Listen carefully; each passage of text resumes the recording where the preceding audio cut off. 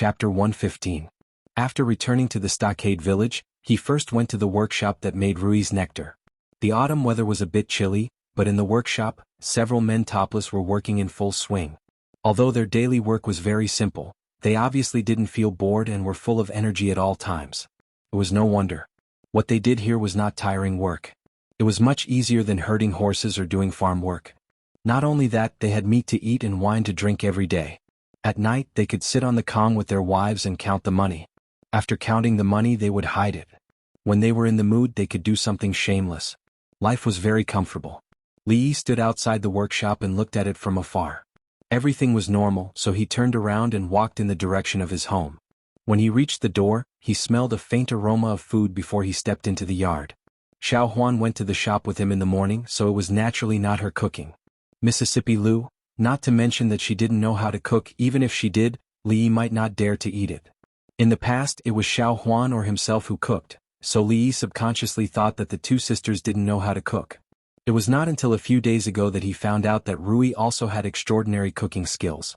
Even Xiao Huan, who had learned some of his skills, couldn't compare. Later, it was Xiao Huan who told him that before the old master left, when Xiao Huan and second miss were young, it was always the eldest miss who cooked. Xiao Huan learned most of her cooking skills from her. If it was in the future, she would probably be the kind of girl who was good-tempered, had extraordinary cooking skills, and had a black belt in Taekwondo. She would be the goddess in the hearts of countless men, and of course she was also the ideal type for Li Yi. But at that time he couldn't be more ordinary. This kind of goddess-like girl probably wouldn't even look him in the eye. Now that he thought about it, in his previous life he often gave up his seat to old people on the bus, occasionally helped old grannies cross the road, and was willing to help others without pocketing the money he picked up. In the end there were rewards. "My husband, you're back. After you've washed your hands, come and eat." As soon as Li Yi stepped into the courtyard, he heard a gentle voice. After living together for so long, Lu Rui was no longer surprised by Li Yi's habit of washing his hands before eating.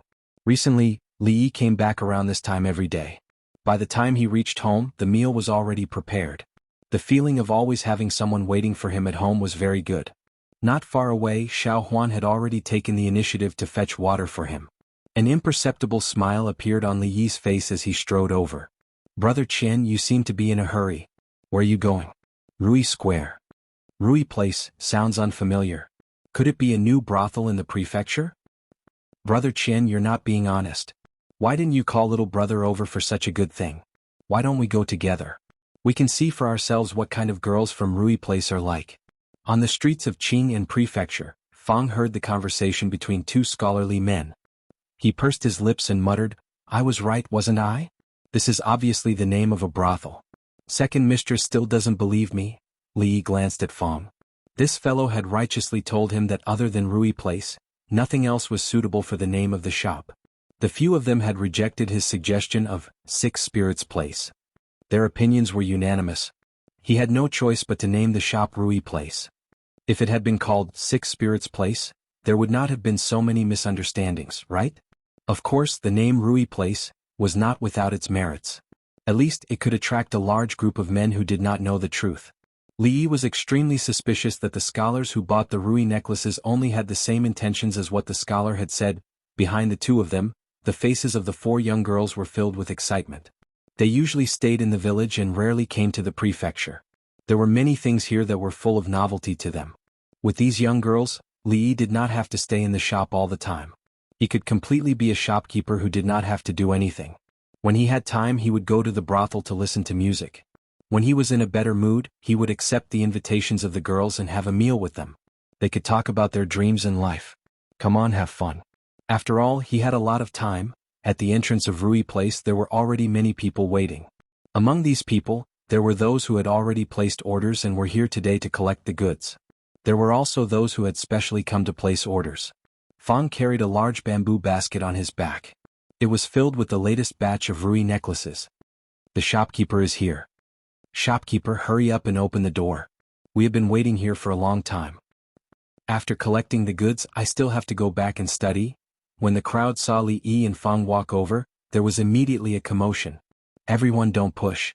Those whose orders say that they will be delivered today, please wait over there for a moment. Those who need to place an order, please come this way." Li Yi could already handle these situations easily. As he spoke, the crowd immediately split into two groups. They consciously lined up and stood in their respective areas. "I say, shopkeeper, can't you bring more goods every day? There are so many people here, how is this enough?" A certain man couldn't help but complain when he realized that his order had been queued up for several days. As soon as his words left his mouth, it immediately resonated with the people around him. "That's right, shopkeeper. The goods every day are really too little. I placed an order 2 days ago and only received it today." "What, 2 days ago? Did you cut the queue?" "I placed an order 7 days ago." Li Yi stretched out his hand and gestured for the crowd to be quiet. He then explained, "Everyone may not know this, but the production process of this ruidu is quite complicated. We work day and night, but we can only produce a few dozen bottles a day. If we produce more, I'm afraid that the efficacy will decrease." The crowd was obviously very satisfied with this explanation. The ruidu was a strange item that had never been seen before. It was normal for the production process to be complicated. No wonder it was so expensive to sell it for 1 tael of silver. And this shopkeeper was obviously a merchant with a conscience. In order to not reduce the efficacy of the ruidu, he was willing to earn so much money. He was really a model for other shops. For a moment, the crowd couldn't help but look at him with respect. After a while, the customer who received the ruidu left with satisfaction. The crowd who placed the order and could only pick up the goods after a few days were not too dissatisfied. After all, where could they find a shopkeeper who was so considerate to them? It was fine to wait for a few days as long as the quality of the goods was guaranteed. Seeing that there were not many ruidu left and a thick stack of orders on the counter, Fong couldn't hide the silly smile on his face. He glanced at the door and saw someone coming in, so he hurriedly walked over. "I'm sorry, today's ruidu is sold out. If you didn't place an order in advance, you can only place an order and pick up the goods after a few days." "Are you the shopkeeper here?" The person who came was a young man. He glanced sideways at Fong, and a trace of disdain appeared in his eyes when he saw his clothes. "Didn't you hear the young master asking you a question? Are you the shopkeeper here?" The two young men behind the young man glared at Fong when they saw that he didn't speak. Seeing the disdainful expression on the young man's face and the arrogant look of the two people behind him, Fong narrowed his eyes. These people didn't come with good intentions. Chapter 116. What are you doing? Fong crossed his arms and stared at them with wide eyes. An invisible force pressed towards them. Since they were not customers and seemed to be here to cause trouble, Fong did not stand on ceremony with them. Putting aside the fact that Fong had a foundation in martial arts, being stared at by such a burly man was very oppressive. Normal people would feel a bit scared if they saw this. Fong's ox-like eyes glared and a chill suddenly rose in the young man's heart. He couldn't help but take a few steps back. After he came to his senses, he felt a bit angry, but he didn't dare to glare at him. He suddenly raised his voice. "Who is the shopkeeper of Rui Workshop?" Li Yi had actually been paying attention to this side since they entered the door. At this time he stood up and slowly walked over. He looked at the young man indifferently and asked, "What is it? You are the shopkeeper of Rui Workshop?" The young man looked at him with surprise. He didn't think that the famous shopkeeper of Rui Workshop in Qing and Prefectural City would be such a young scholar. "What is it? Speak." The young man in front of him, from his expression to his attitude, was full of the appearance of a playboy. He didn't look like he was in business. If it wasn't for the principle that those who came were guests, Li Yi wouldn't have bothered with him. "Our young master is looking for you.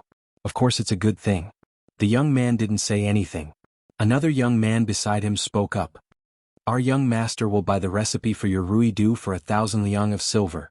After the young man finished speaking, a faint smile appeared on the young man's face. He had a card up his sleeve. 1,000 liang of silver. They had probably never seen so much silver in their lives. A mere formula could be sold for 1,000 taels of silver. The young man was waiting for the poor scholar to be deeply grateful to him. Then he would respectfully hand over the formula of the ruidu. That way he would have achieved his goal. Recently, this thing called ruidu had spread among the social circles of Qing and Prefectural City's young ladies and scholars. Everyone fought to buy it and it had become a fashion trend. However, the store only supplied a few dozen bottles a day. There were so many scholars and beautiful women in Qing and Prefectural City. Most people wanted to buy it but couldn't. After he bought a bottle through various channels, he personally tried it and immediately realized the value it contained. In the summer it was cool and refreshing, and in the autumn, it repelled mosquitoes and insects. When one was tired, a few drops would immediately refresh one's mind and increase one's vigor. The effects of the ruidu were just like its name, extremely miraculous. In his opinion, this small shop in Qing and prefectural city was far from enough. If he opened a few more shops, how much profit would he be able to make? If he opened the store in the capital and entered the circle of true nobles, he could already see a mountain of silver floating in front of him. Of course, all of this was under the premise that he could successfully obtain the recipe for ruidu. However, he was not worried about this. Before he came, he had already investigated the owner of this store. He was a commoner with no background. If the other party was unwilling, he had countless ways to achieve his goal. Fong. As soon as Li Yi spoke, Fong immediately straightened his body. See the guest out. Li Yi said lightly and turned to walk in the direction of the counter. 1,000 liang of silver for the recipe for ruidu? Even if this number was increased by 10 times or 100 times, he still wouldn't agree. Whether it was the ruidu or the perfume and spirits that were still in the planning stages, the core technology was alcohol distillation. This was related to his future business. Li Yi couldn't sell distillation. Gentlemen, please? Fong stood in front of the three and said coldly. 1,000 liang of silver for the recipe for ruidu? Dream on. Although Fong was a bit stupid, he was not a fool. According to the store's recent income, he could earn 1,000 liang of silver in less than a month. Even if Li Yi agreed to sell the recipe for 1,000 liang of silver, Fong would not agree. The change happened too quickly. The young man couldn't react in time, and his smile froze on his face. Things were a little different from what he had expected. In his previous view, if the other party was not tactful and didn't want to sell the recipe, he could increase the price. He could also accept 2,000 liang of silver. If the other party didn't know what was good for him and brought up his identity, then everything would be settled. But who would have thought that this scholar wouldn't even give him a chance to bring up his identity? He turned hostile like flipping a book. How dare you? Do you know that my master is? A young man beside the young man revealed an angry expression. He had just opened his mouth to say a few words when he was glared at by Fong. Fong didn't care who this guy was. Even if the county magistrate was here, he had to be reasonable. Whoever wanted to rob Fong of his money was his enemy. He clenched his fist and revealed a fierce expression. He said fiercely, "If you don't leave, I will personally send you out." Seeing the burly man in front of them clenching his joints so hard that they made cracking sounds, the three of them turned pale and couldn't help but take a few steps back. The young man raised his head and said coldly, "In this prefecture city, it's best to lower your heads. Otherwise you won't even know how you die. How dare you threaten me?" A trace of anger appeared on Fong's face. He casually picked up a chair beside him. The young man was about to say something, but he was dragged away by the two young men beside him. "You run fast. If I see you again, I will break your legs," Fong said fiercely. He looked at the backs of the three fleeing figures and put down the chair heavily. "These bastards wanted to buy our formula for 1,000 taels of silver. Why didn't they just rob?" Fong was still angry even after the three of them had left for a long time. Li Yi sat behind the counter and looked thoughtfully at the bustling pedestrians on the street outside. Today's foppish young master had also given him a reminder. An ordinary man is innocent, but a man's wealth is a crime. The profits of the ruidu were huge, and as time passed, it would definitely attract the attention of more people. Even in the future, this kind of robbery was common, not to mention in this era for some people the restriction of the law was extremely low. Moreover, the launch of ruidu was only the first step. If the business became bigger in the future, it was hard to guarantee that it wouldn't be targeted by more people. At that time, what should he do? After all, he was just a commoner. If he really encountered such a thing, should he let Fong beat them up? Beat them up? Or beat them up? Obviously, this was not the solution to the problem. An individual's martial strength was completely useless at this time. Just as Li Yi thought of this and frowned, someone walked in from the entrance of the shop.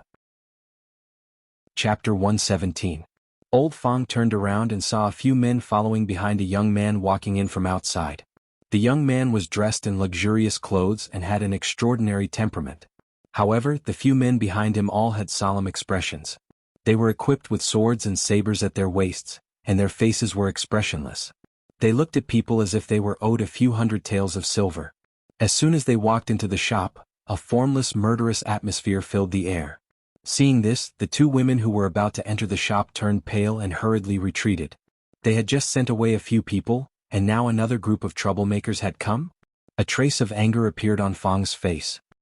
He suddenly stood up from his seat and stared at the men with an unfriendly look. It seemed that if they dared to show any malicious intent, he would attack them in the next moment. Seeing his aggressive look, the young man was stunned for a moment. The men behind him all changed their expressions and looked at Fang with vigilance. One of their hands was already on the hilt of the saber at their waists. Fang's expression became a little ugly. Then he became serious, which was rare for him. These people were all not simple. If he had to face one of them, he had the confidence to win. However, if he had to face all of them at the same time, he had no hope of winning.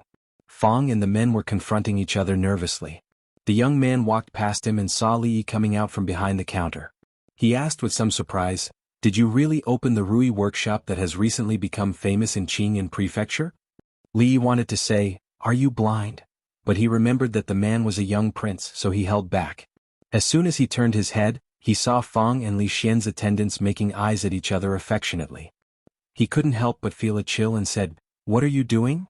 Li Xian followed his gaze.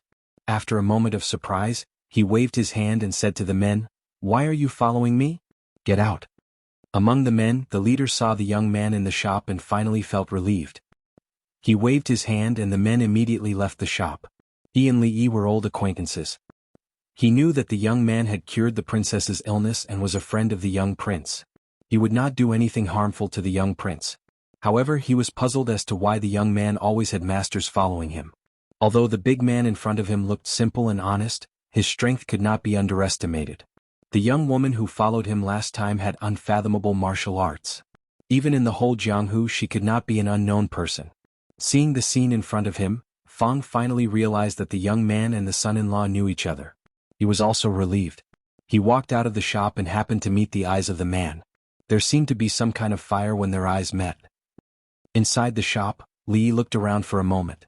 After a while, he withdrew his gaze and said to Li Yi, "That Rui do, give me 100 bottles first. I will take them with me when I leave." Last time he heard from Li Yi that he was going to open a shop in Qing and Prefecture to sell Rui do. He was curious for a while about what this Rui do was. Later, because he was busy with other things, he temporarily forgot about it. Recently, Li Xian had also heard about the Rui do that was popular in the circle of socialites and scholars. In his heart he did not believe that the two were the same thing. He heard that it had the effect of repelling mosquitoes. Today he wanted to buy some to show his filial piety to the princess. Only then did he find that the shopkeeper of the shop was actually Li Yi. 100 bottles? Li Yi glanced at him. Don't even mention 100 bottles, there isn't even a single bottle. Today's Rui do has already been sold out, and the order list is 7 days later. If you want to get your hands on the Rui do, you'll have to wait at least 7 days. What's more, Rui do can only be bought at most 20 bottles at a time. This rule was set by Li Yi. The purpose was to prevent some people from buying a large amount of Rui do and then reselling it at a high price. 7 days? Li Xian was stunned for a moment, then directly shook his head and said, 7 days is too long. I can't wait that long. He reached out and patted Li Yi on the shoulder. His eyes were bright. Although he did not say anything, the meaning was already very clear. After all, the two of them were friends who went to the brothel together. If he did not even help this little bit, it would be a little too unfriendly. Li Yi sighed and said, "The production process of Rui do is very complicated. It takes several hours to produce a bottle of Rui do. What's more, we lack manpower, so it is impossible to produce a large amount." "What's so difficult?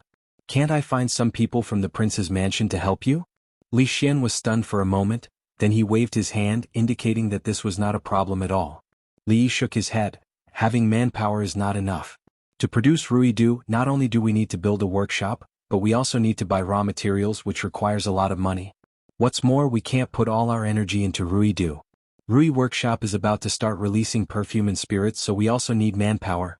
I don't need to trouble you with these things. I'll ask them to speed up the work. In 3 days we can't gather 100 bottles of Rui do, but there will be 50 bottles.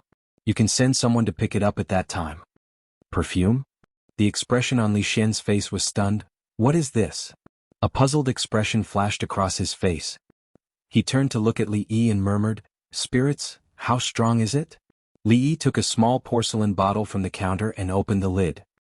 A very strong wine fragrance floated out of the bottle.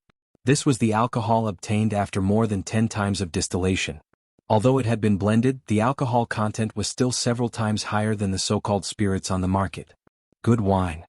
As the wine fragrance entered his nose, an abnormal blush appeared on Li Xian's face.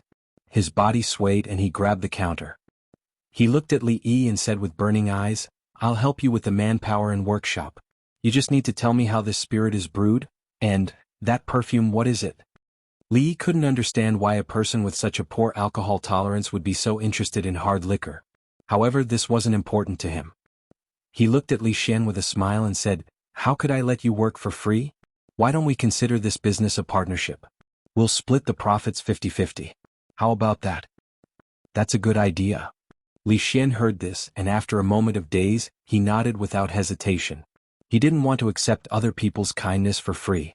He was originally a greedy person, but he would rather give up 50% of the profits. He really didn't misjudge him. Outside the door, the leading man and Fang crossed their wrists to test their strength. Their faces were flushed and fine beads of sweat appeared on their foreheads. On the contrary, Fang looked calm and there was a hint of mockery at the corner of his mouth. In terms of fighting, he might not be able to beat him, but in terms of strength, no one in the whole Willow Leaves village could beat him. His opponent was still far behind. Next to the two of them, the faces of the few men revealed a bit of shock. Their leader was known for his strength, but compared to this big man, it was obvious that he was far from enough. Where did this monster come from? Gulp. At this time, a strong wine fragrance floated out of the shop. Except for Fang, everyone couldn't help but swallow a mouthful of saliva. Chapter 118. When the young prince, Li Xian, left with those people, he took 10 bottles of Ruidu. Although it was announced that Ruidu had long been sold out, there had to be some spares left in the shop. This time, Li Yi simply let him take all of it. After his step-by-step seduction, the final goal was achieved. Li Yi watched as the group left, and the smile on his face brightened. Originally, he had only wanted to start a small business. Under the condition that he wouldn't starve, he wanted to raise the standard of living a little, and at the same time he wanted to lead Fang and the others into a well-off life. Originally, the Rui workshop and the candied Ha's business could satisfy this small wish. However, in the Jianghu, some things were not as simple as they seemed. The business of Ruidu was a large cake. There were probably countless people watching from afar wanting a piece of it. Li was just a commoner. He didn't want to compromise, but he also couldn't fight against the local snake in Qing and Fu. With no other choice, he could only choose to hug a thicker thigh. In Qing and Fu, there was no thigh that was thicker than Ning Wangfu's thigh.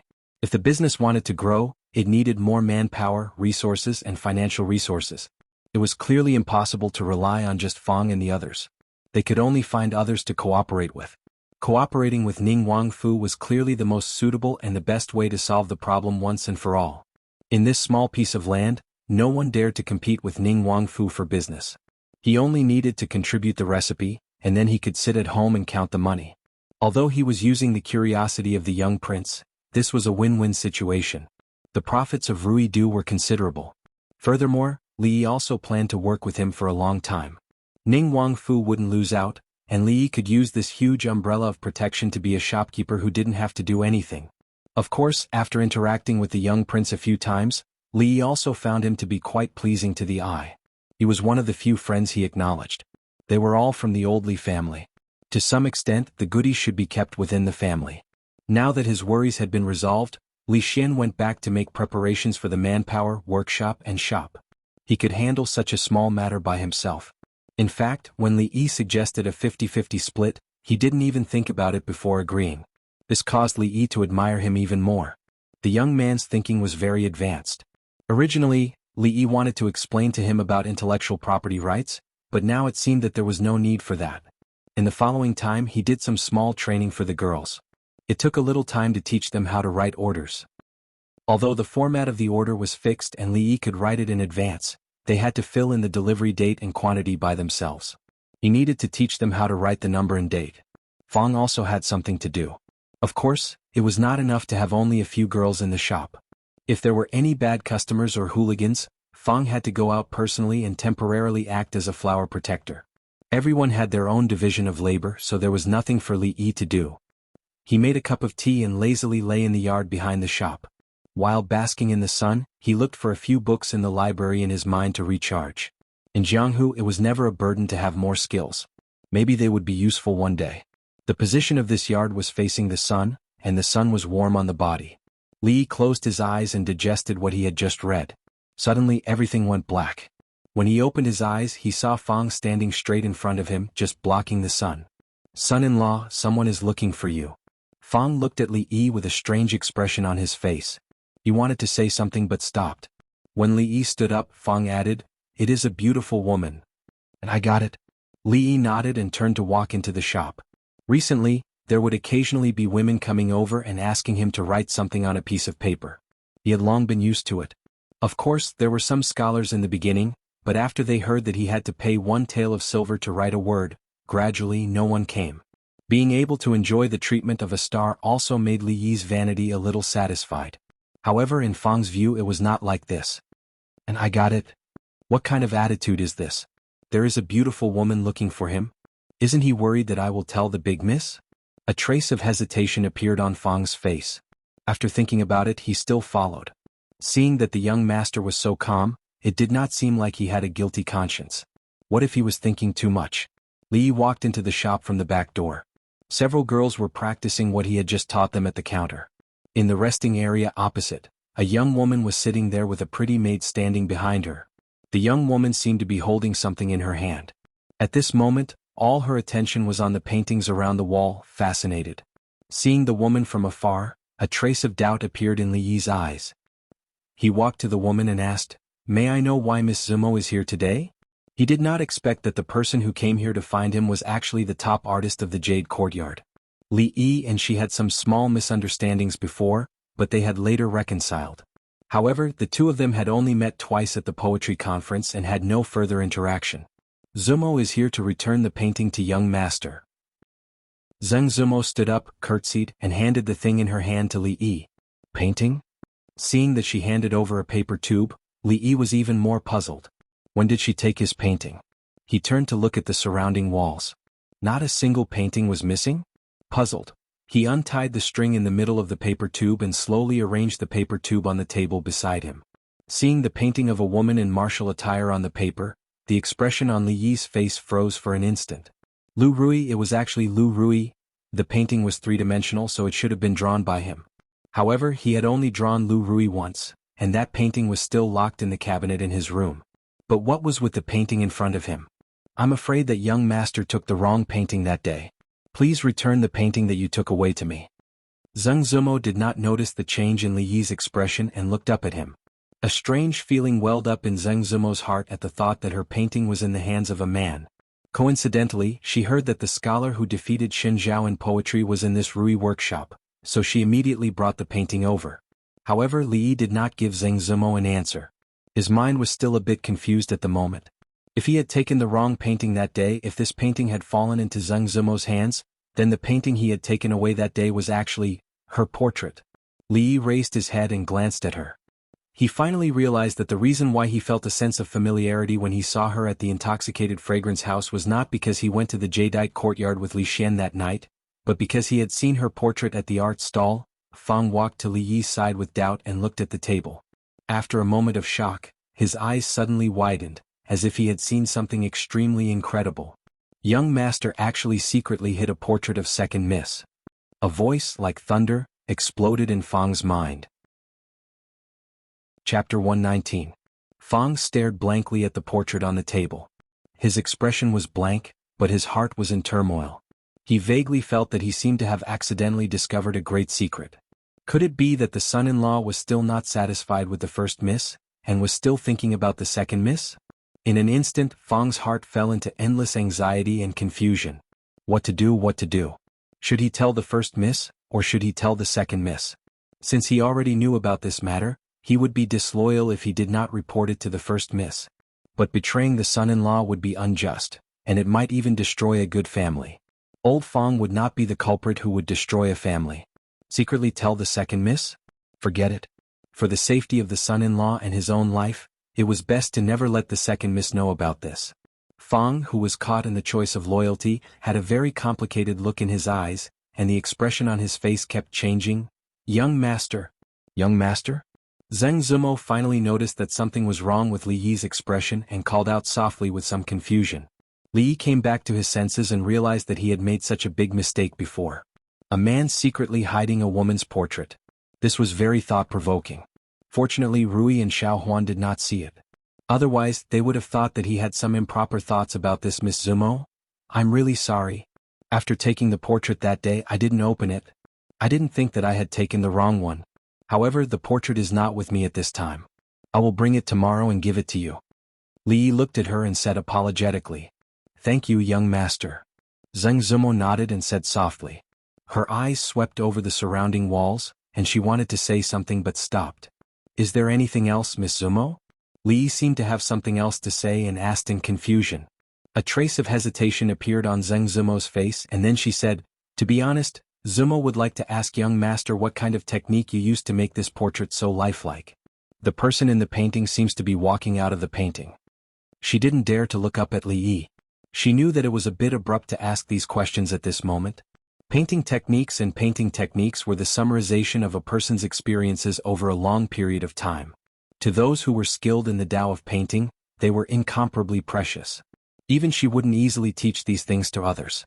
Rashly asking others about these things was truly a bit disrespectful. But she was too curious about this kind of technique. She thought about it all day long to the point that she couldn't eat or sleep well. If she didn't ask, it would be too painful. "Zumo, Miss Zumo," said. This was what she meant by her presumptuous request. For Li Yi, this was really not a troublesome matter. He immediately taught her how to deal with light and shadow, the change of scale, as well as the technique of composition and so on. This was not a secret, nor was it something like alcohol distillation which he was going to use to eat. There was no confidentiality to speak of. Since Zheng Zumo asked, he could not hide it. Zheng Zumo didn't expect him to agree so easily, as if he didn't care about these things at all. He didn't even say a word of refusal. However, at this moment she didn't have the time to be surprised. It was the first time for her to hear what Li Yi had said. She silently memorized it all in her heart. These days she had been studying painting by herself and she had gained a lot. In fact, many areas were only separated by a thin layer of window paper. Li Yi only needed to give her a few pointers, and she could immediately see through the clouds and see the fog. For a moment her beautiful eyes were full of splendor. As Li Yi spoke, he began to be a little surprised in his heart. The ability of this Miss Zuemo to accept things was really a little unexpected. Often he just said a sentence and she could think of the real key point. Thinking back to when he was bored, he taught Xiao Huan how to draw. Under his personal teaching, the little maid still did not make any progress for several days. Comparing the two, the gap was really too big. Fang stood behind Li Yi, watching him and the beautiful woman talking happily, and her heart became more and more complicated. The matter of the second miss had not been resolved yet, and the son-in-law was flirting here. The first miss saw it. Although the first miss was usually gentle, if she was angry it was really scary. Sigh. Things were getting more and more complicated. Fang sighed and her heart was even more tangled. "Thank you, young master, for dispelling my doubts. Zuemo is really grateful." Today's harvest was quite fruitful. Many of the things that Li Yi said were things she had never heard before. It was enough to open up a new school of painting, and all her doubts were solved today. Zheng Zuemo's expression was solemn, and she bowed to him with a serious face. The two were only acquaintances, but he was willing to teach her all these techniques. His breadth of mind was unprecedented.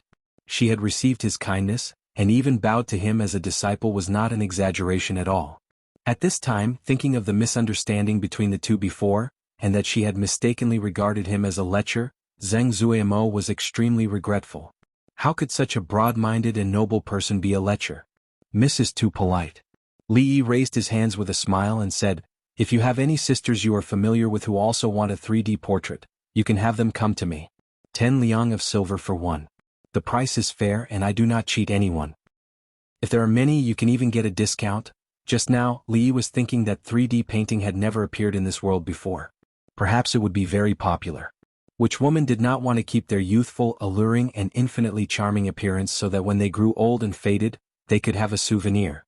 Pointing at the portrait, he boasted to his descendants, "Back in the day, grandmother was also known as a beauty in Qing and ha." Hearing this, Zheng Zuemo couldn't help but freeze. A portrait, 10 liang of silver? If you feel the price is not right, we can discuss it when the time comes. Li Yi said with a serious expression. "If there are still people who want to learn 3D painting, I can also open a class. You only need to pay 20 liang of silver as an entrance fee, and I guarantee that you will be able to learn and master." Li Yi felt that he had found a new way to make money. He could open a training organization in ancient times and hire a few famous scholars as teachers, such as Learn Poetry from Yang Yanzhou, 30 days crash course on 8-legged essays, XX can teach you to write a good policy paper in 2 months. He could open some classes like this. He even thought of the name of the training organization. It would be called New Oriental Learning to Cook.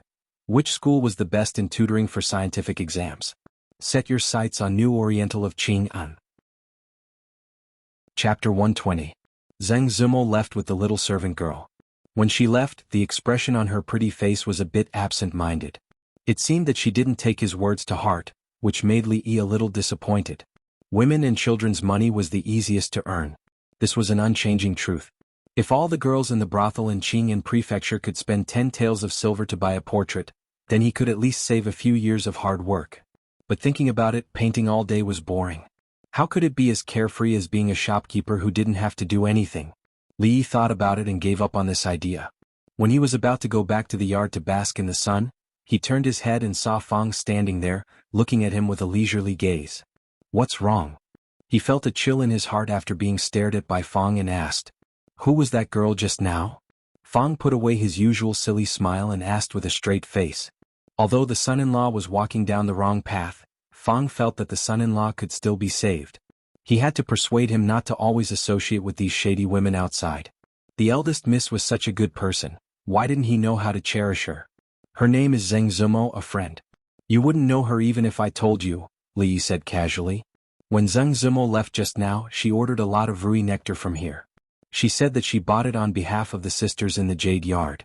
This immediately made her good impression in Li Yi's heart improve a lot. Zheng Zumo? Miss Zumo? Fang's eyes widened and he blurted out, the top artist of the Jade Yard? You know quite a lot. Li Yi looked at Fang with a bit of surprise. That's Miss Hong from the Jade Yard. Fang curled his lips and stopped abruptly after saying half a sentence. He looked back and saw that the 4 girls were still busy over there. Only then did he relax. What's wrong with Miss Hong? Li Yi crossed his arms and looked at him with a teasing expression. What Miss Hong? Fang looked at Li Yi with a puzzled expression. Li Yi looked at him and said, I'm going back to the courtyard. Do you have anything else?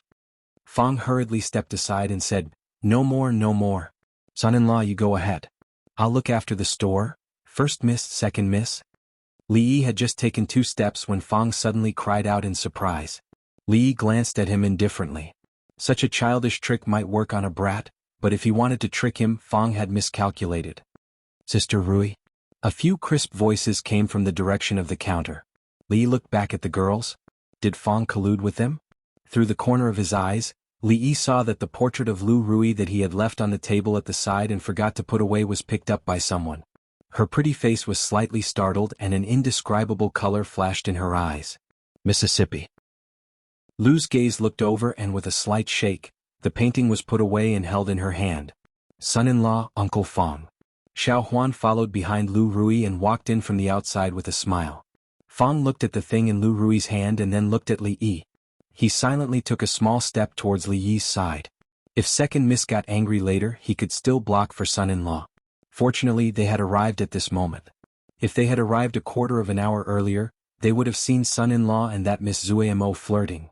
Fang alone would not have been able to block the 2 misses. At this time, Li Yi also had a little fear in his heart.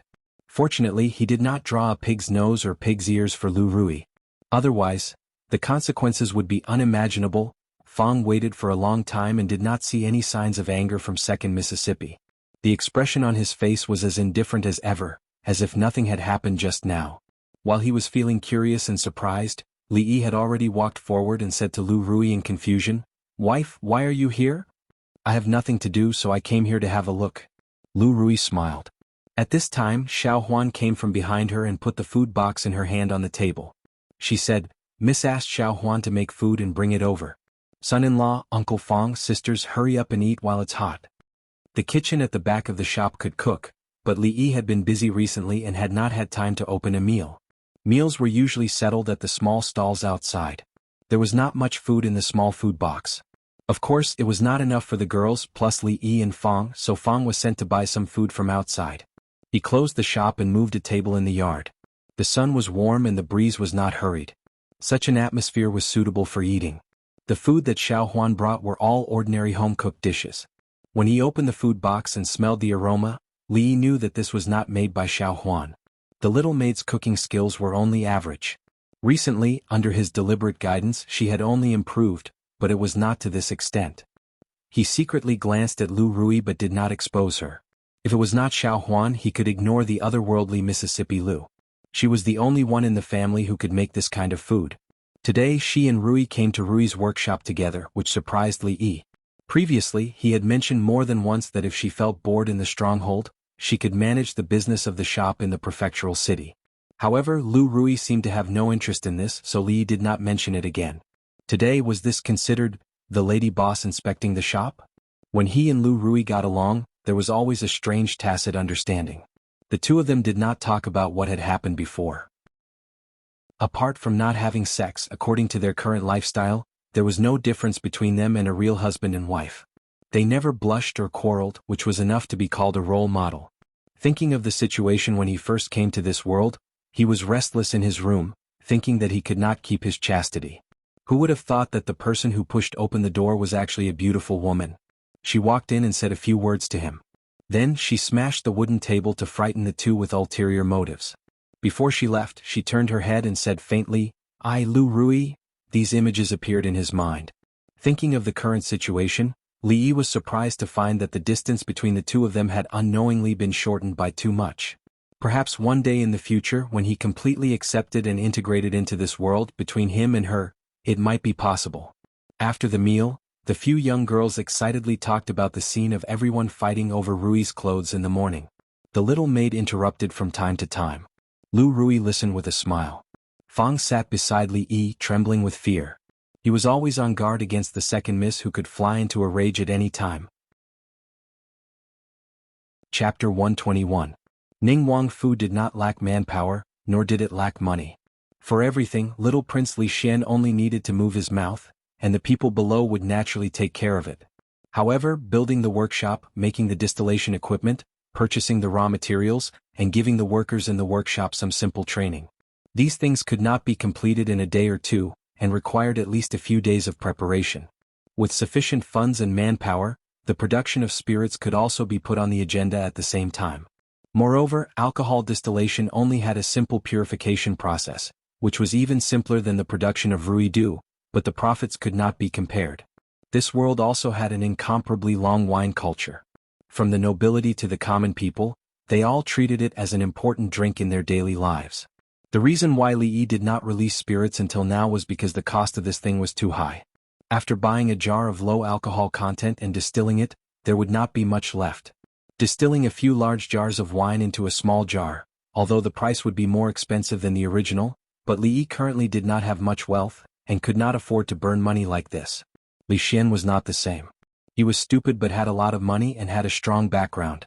Even though he was a bit unreliable, but his temperament was still on the same path as Li Yi, and finding him to cooperate with was the most suitable. After eating, Lu Rui did not stay in the shop for long, and left with Xiao Huan and the others. The thing that Fang was worried about did not happen, and Second Miss acted as if nothing had happened. But because of this, his heart was even more perturbed. According to Second Miss's temperament, if she knew that son-in-law actually had improper thoughts about her, son-in-law most likely wouldn't be able to stand here well. But she actually did not have any reaction.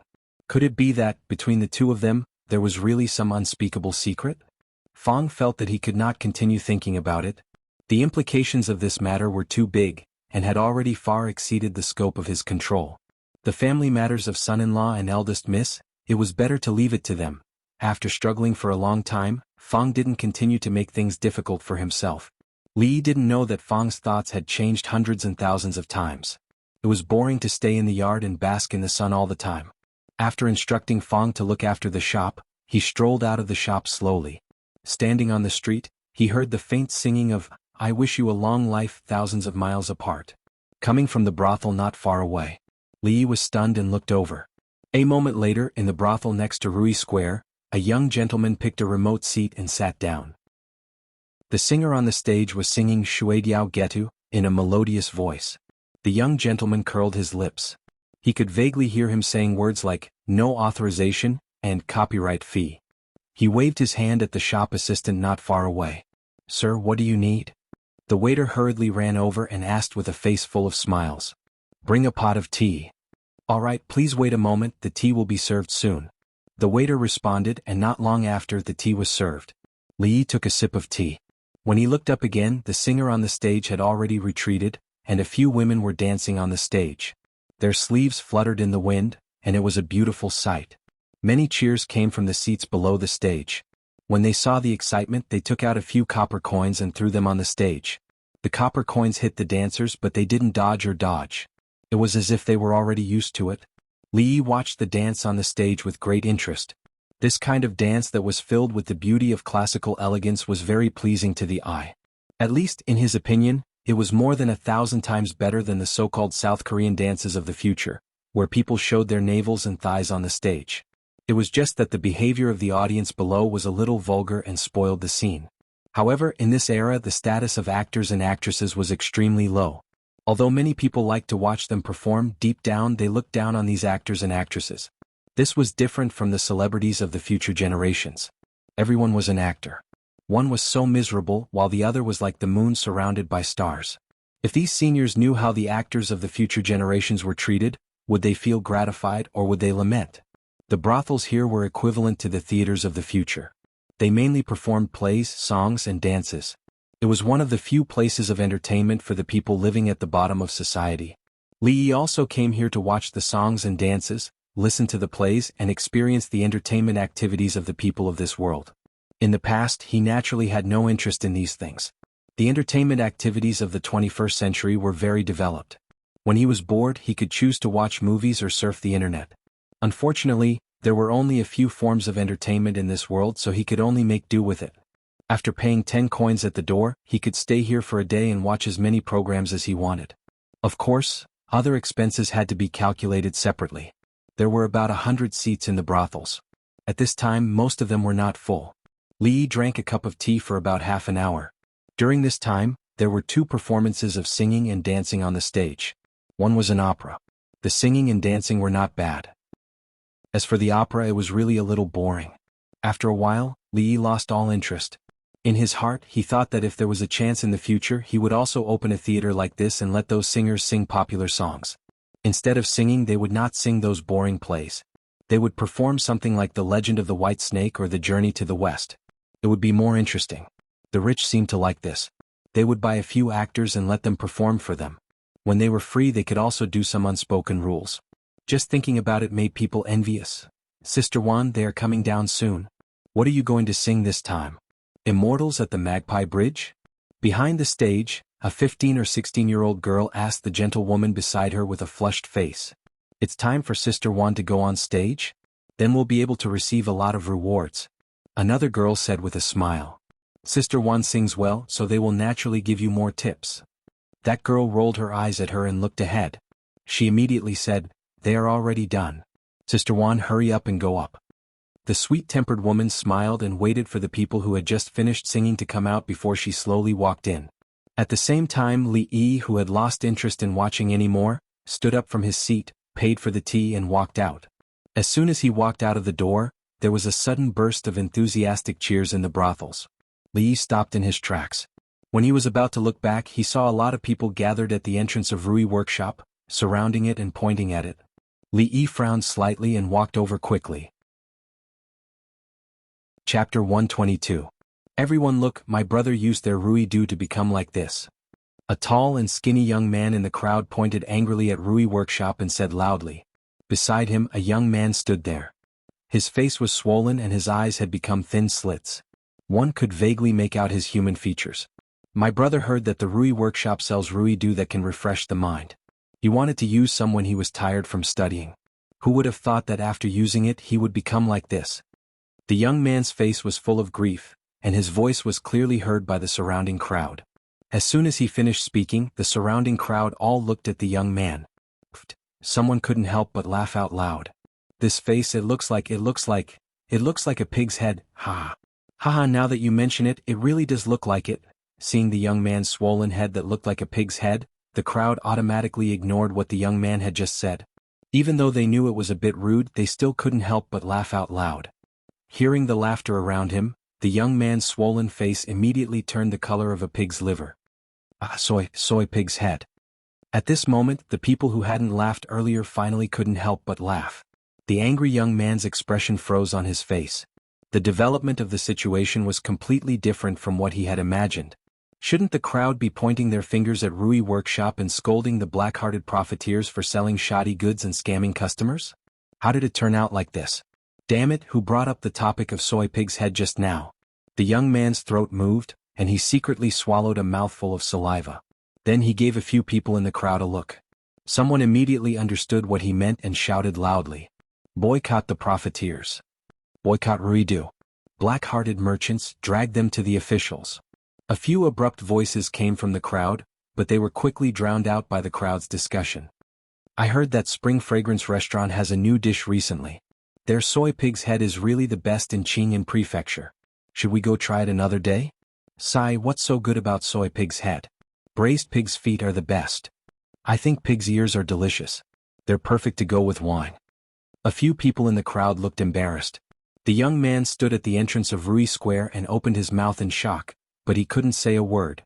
The young man's face was flushed red. He looked more like a pig's head that had been soaked in soy sauce. What's going on? Who are you people? What are you doing here? All of a sudden, a powerful voice rang out from the front. Everyone's voices stopped abruptly as they turned to look in the direction of the voice. A tall and sturdy man walked out of the shop.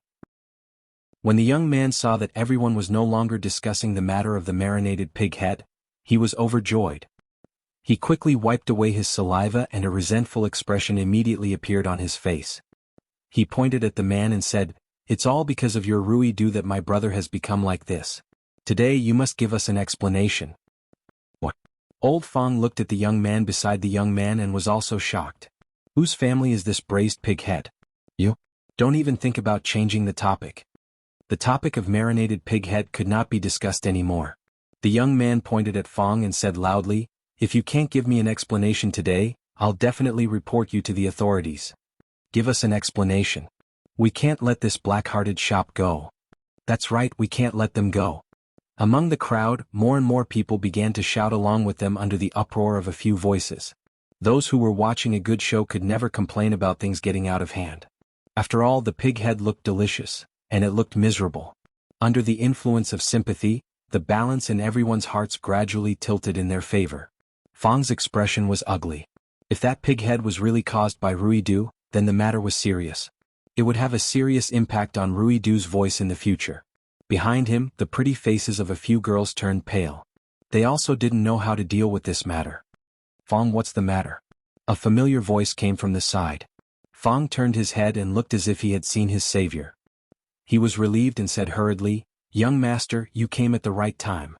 He said that there's a problem with our Ruidu." He pointed at the young man and said, "Young master, look." Li looked in the direction where Fong was pointing and was shocked. "This pig head. How did it become like this? Isn't it because of your Ruidu?" The young man pointed at Li Yi and took out a small porcelain bottle from his pocket. It was the bottle of Ruidu and said angrily. Li Yi looked at the young man and a trace of suspicion flashed in his eyes. Most of the Ruidu was alcohol. For a small number of people who were allergic to alcohol, it was possible for them to have an allergic reaction, but it was impossible for it to become like this.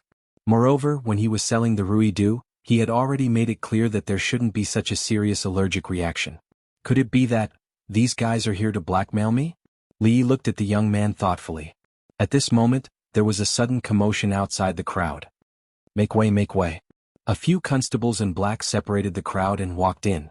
The middle-aged constable who led them said loudly, "What's the matter?" A trace of joy appeared on the young man's face when he saw the constable, and he hurriedly walked over and said, "Constable, my brother used the Rui nectar sold in this shop, and now he has become like this. The evidence is conclusive, and these people still want to deny it. Please uphold justice for us, constable." "Hey, how did it become like this?" The young man's appearance also startled the constable. At this moment, the young man secretly gave him a look. The middle-aged constable's expression didn't change.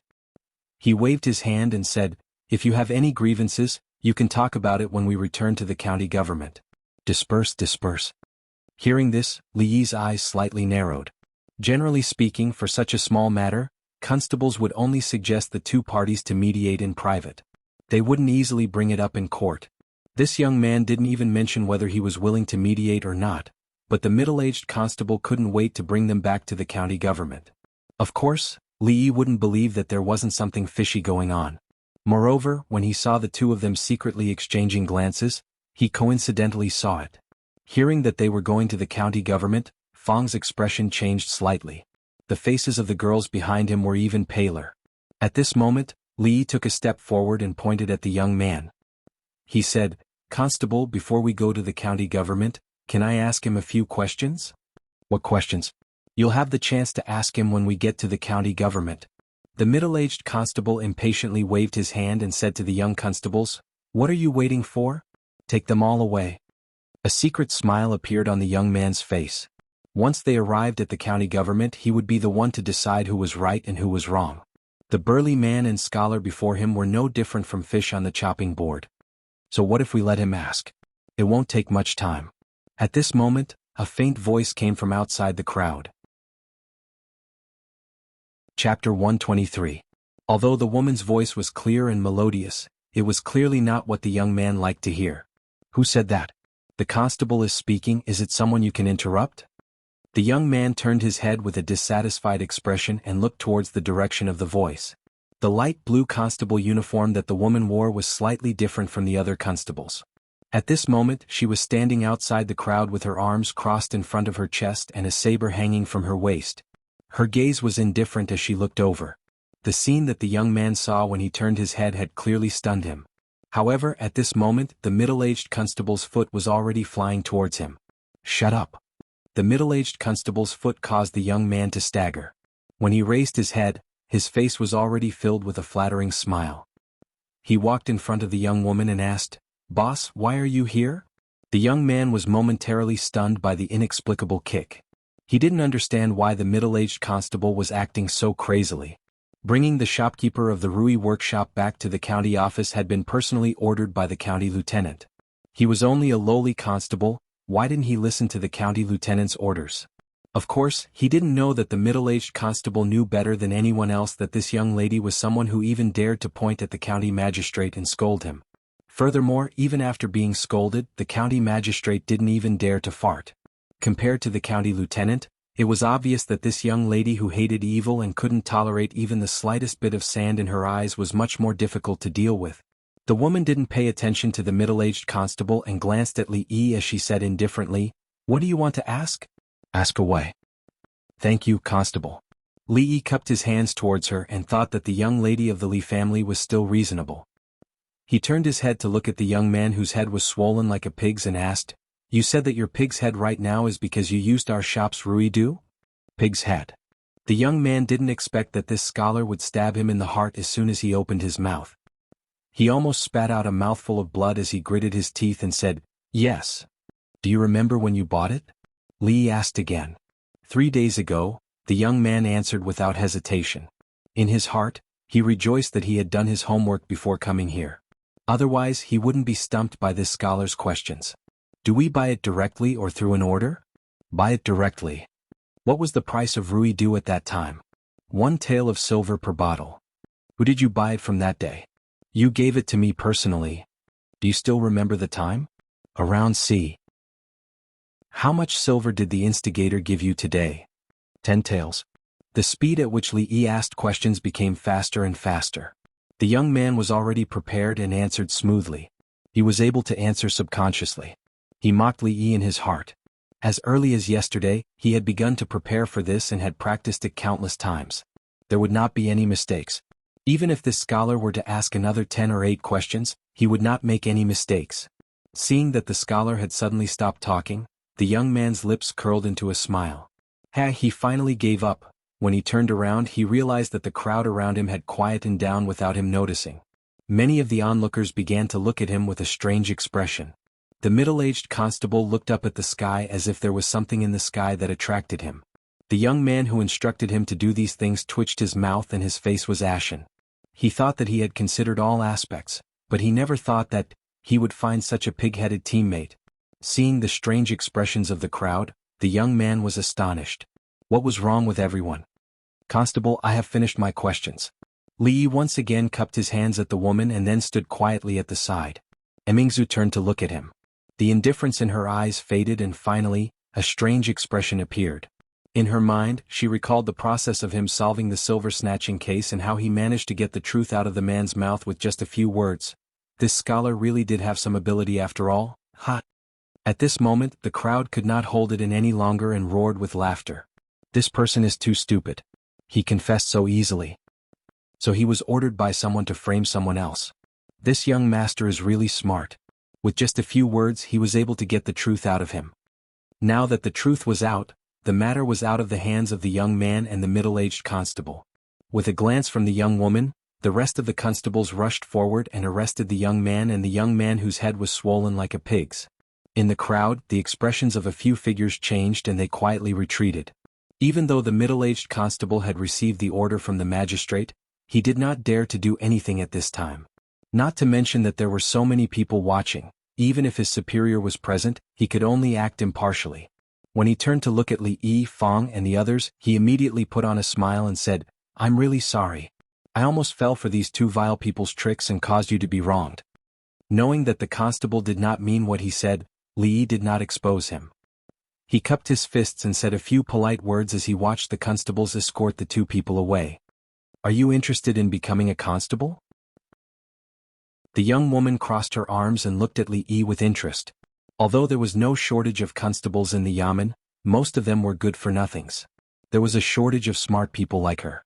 If he could have such a smart subordinate, it would save him a lot of trouble when investigating cases.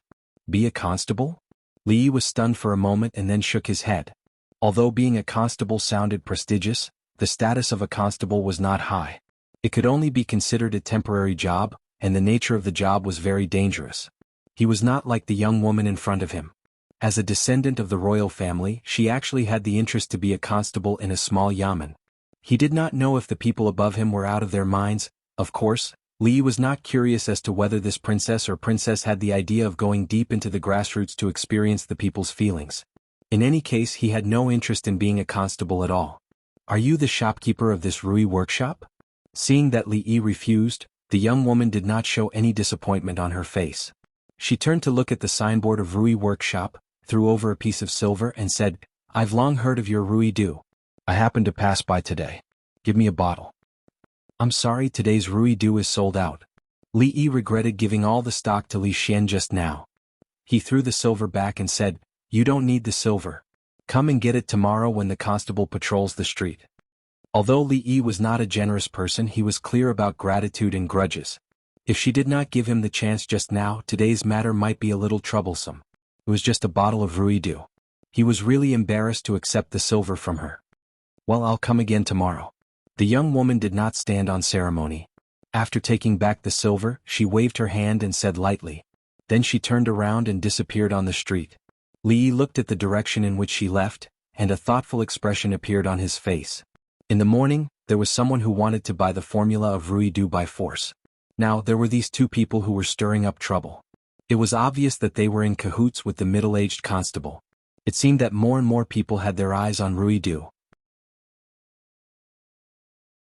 Chapter 124. Brother-in-law, what if the shopkeeper of the Rui Bazaar refuses to hand over the formula for the Rui Do? What should we do? A young man paced back and forth in a side hall on the east side of the yamen of Anshi Prefectural City. He could not help but raise his head and speak to a person sitting in a chair in the hall. A middle-aged man with a gaunt face sat calmly on a wooden armchair facing the door. He had a dignified expression and a dignified expression. He raised his teacup and took a sip before saying, "What's the hurry? Bring them back and lock them up in prison for a few days. Let them starve for 3 to 5 days before bringing them up for questioning." The young man was stunned for a moment before an expression of admiration appeared on his face. His brother-in-law was indeed worthy of being the county magistrate. His methods were ruthless. If an ordinary person were to starve in prison for 3 to 5 days, they would not even have the strength to speak. He reckoned that he would not dare to refuse. At that time he might even be able to save the 1,000 taels of silver. As he thought about the explosive sales of the Rui Do and the huge profits it would bring him, he could not contain his excitement. Just as he was thinking about this, there was movement at the door. The middle-aged constable walked in with his head lowered. "How was it? Did you bring them back?" The young man asked impatiently when he saw the middle-aged constable. The dignified man sitting in the wooden armchair also slowly put down his teacup and looked over. "Sir, I did bring 2 people back, but... The middle-aged constable bowed to the county magistrate and recounted what had happened with a bitter expression. What? Constable Lee messed things up? The young man's face showed a hint of anger when he heard this. He said, "Which Constable Lee? Didn't you tell him that this was the county magistrate's order?" The middle-aged constable looked at him without saying a word, but he secretly criticized in his heart. That was Constable Lee we were talking about. Even if the county magistrate was involved, what use would it be, let alone a mere county magistrate? Constable Lee? The middle-aged man stood up from his chair with a serious expression on his face. No one knew what he was thinking about. As the county magistrate of Anshi County, he was in charge of arresting thieves and handling cases. Regardless of whether it was constables or constables, they were only his subordinates. However, Constable Lee was an exception. Although he didn't know Arrestor Lee's identity, County Magistrate Liu had specifically warned him not to offend Arrestor Lee on the first day he arrived at the county government. He couldn't afford to offend her. Before that, he had never heard of any woman who could be a constable. However, even though he was full of doubts, County Magistrate Liu did not reveal more things to him. Since then, he had always turned a blind eye to the behavior of this female constable. Fortunately, although the other party abhorred evil and always intervened whenever he encountered injustice, making the county government prison unprecedentedly lively, other than that, he did not cause much trouble to him. He turned to look at the middle-aged constable and asked with a frown, "Constable Lee knows that innkeeper?" "I don't think so," the middle-aged constable said after giving it some thought. He was very familiar with Constable Lee's meddlesome character. This time it must have been a coincidence. "Let's talk about this matter later." The middle-aged man thought for a moment before he lightly said. He then lifted his foot and stepped out of the door. "Brother-in-law," the young man chased after him for 2 steps. Seeing him waving his hand impatiently behind him, he finally stopped. A trace of anger appeared on his face. When he received benefits he was so straightforward, but when he needed him to do something he always shirked the responsibility. As a county magistrate he was actually afraid of a constable under his command. If he had known this, he would not have come to this cheap brother-in-law. He held a small porcelain bottle tightly in his hand, and his eyes were burning. No matter what, he was determined to get the formula of Ruidu. After experiencing 2 small twists and turns yesterday, when Li stayed in the shop, he always felt that there were several pairs of eyes staring at him in the dark. Just thinking about it made him uncomfortable. This should be regarded as obsessive-compulsive disorder, which was incurable. He decided that after returning to the stockade village today, he would rest for a few days. When Prince Ning Mansion settled everything and the shop in the city opened, no one would dare to have any ideas about Ruidu anymore. Of course, with so many orders previously, the Ruidu still had to be opened every day. However, it was only for customers to pick up the goods according to their orders in the morning, and the shop would not continue to sell it. From a certain point of view, this could be considered hunger marketing. When those shops opened in a few days, the young masters and ladies who didn't manage to buy the Ruidu would probably trample the doors of the shops until they broke. Today there were only him and Fong in the shop. These days, Li was tired of eating outside noodle stalls, so he simply cleaned up the kitchen at the back of the shop and cooked for himself. He bought some eggs and sesame oil. The rice was egg-fried rice, which was simple and convenient. Speaking of which, he had not eaten it for a long time. Although he did not particularly like to eat it before, he still missed it a little at this time. Sitting in the shop, Fong smelled the fragrance coming from the backyard. His throat involuntarily moved twice and from time to time, he glanced in the direction of the kitchen. The shock in his heart was indescribable. It was not unusual for the men in the stockade to know how to cook, but if this person was the son-in-law, then it was very unusual. Moreover, just smelling the fragrance made him salivate. If his wife had such cooking skills, Fong was afraid that he would wake up every night laughing in his dreams. After a while, Li Yi served the egg-fried rice on 2 plates. Among the white rice grains, the golden eggs were vaguely visible, and the fragrance assailed his nostrils. In this era where cooking was the mainstream, it was the first time that Fong had seen such a legendary dish as egg-fried rice. "Son-in-law, is this edible?" Fong raised his head and looked at Li Yi with some suspicion. Li Yi glanced at him and ignored Fong. He minded his own business and tasted it with a spoon. Although his cooking was not as good as his mother's, it was still not bad. With Li Yi testing the poison first and not showing any strange expression on his face, Fong immediately felt relieved. He found a small jar of wine from the counter and returned to the dining table. Li Yi raised his head and glanced at him. This guy actually dared to eat egg fried rice with wine. He did not know if there were others who did this later, but it was definitely unprecedented. Learning from Li Yi, Fang tasted it with a spoon. A satisfied expression immediately appeared on his face. Delicious, it was really King delicious. When he went back, he must let his wife learn from him. A woman's cooking was actually not as delicious as the son-in-law's cooking. Even if she did not find it embarrassing, he would feel ashamed for her. With this in mind, when he reached for the jar of wine, a figure walked in from outside. Chapter 125. A woman in a light blue constable uniform walked into the shop. Fang's hand, which was reaching for the wine jar, paused. He was stunned for a moment and then turned to look at Li Yi. Li Yi was actually waiting for the female constable to take the ruidu, then he could close the shop and go back to the stockade village. He was thinking that if she didn't come back by the time he finished his meal, he would send someone to send her to the county government office. Now he could save himself the trouble. Putting down the spoon in his hand, he stood up and took out the ruidu that had been prepared for her.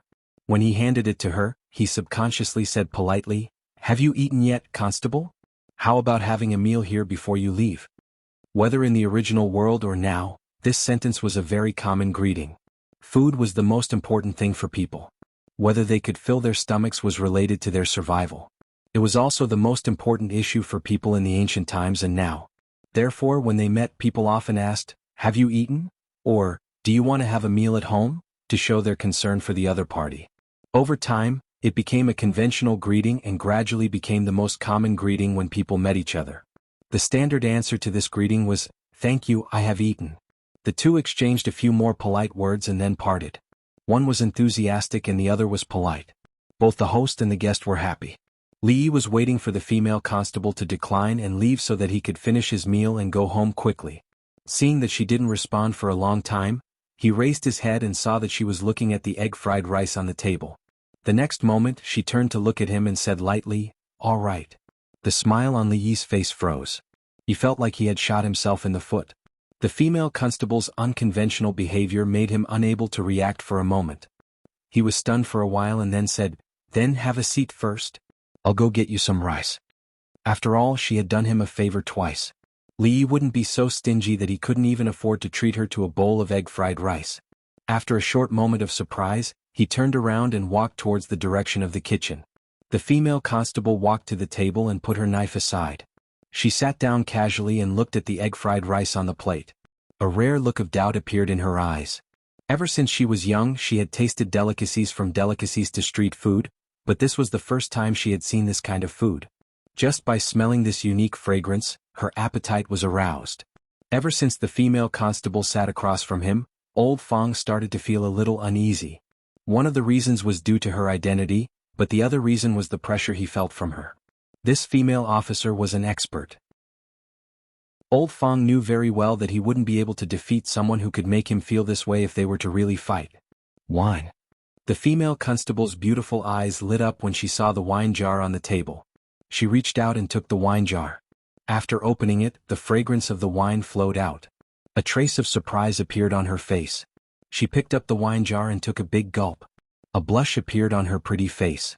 She wiped the corner of her mouth and couldn't help but exclaim, "Good wine." When Li Yi walked into the shop with a plate of egg-fried rice, he saw such a scene. It seemed that regardless of gender or alcohol tolerance, the old Li family loved good wine. This female constable was usually like Lu Rui, always with a cold and unapproachable face. After seeing good wine, she immediately changed her attitude. "Where did you buy this wine?" The female constable put down the wine jar and looked up at Li Yi. "I brewed it myself." Li Yi placed the egg-fried rice on the table in front of her, sat back in his seat and started to eat. The wine she drank just now had been distilled a few times. It should be around 40% alcohol. Fang had a headache for 2 days and hadn't touched wine for a long time. He had only recovered recently. However, it seemed that he wouldn't be able to drink this wine today. Without waiting for the female constable to speak again, he continued, "If you want to buy it, you can wait for a few days. This wine will be sold in the Rui workshop." Hearing this, the female constable didn't ask any more questions. After taking another sip of wine, she put the wine jar beside her and tasted the egg-fried rice. Her beautiful eyes lit up again. She raised her head and looked at Li Yi in surprise. Whether it was the Rui Du, the strong wine, the weird painting on the wall, or the food that she had never seen before. This scholar had a lot of weird things around him. Fong didn't enjoy his meal to his heart's content. He met the female constable who ate for free. The wine that he got from his son-in-law with great difficulty was taken by her, and she had no intention of returning it. The food that was supposed to be for 2 people was divided by her.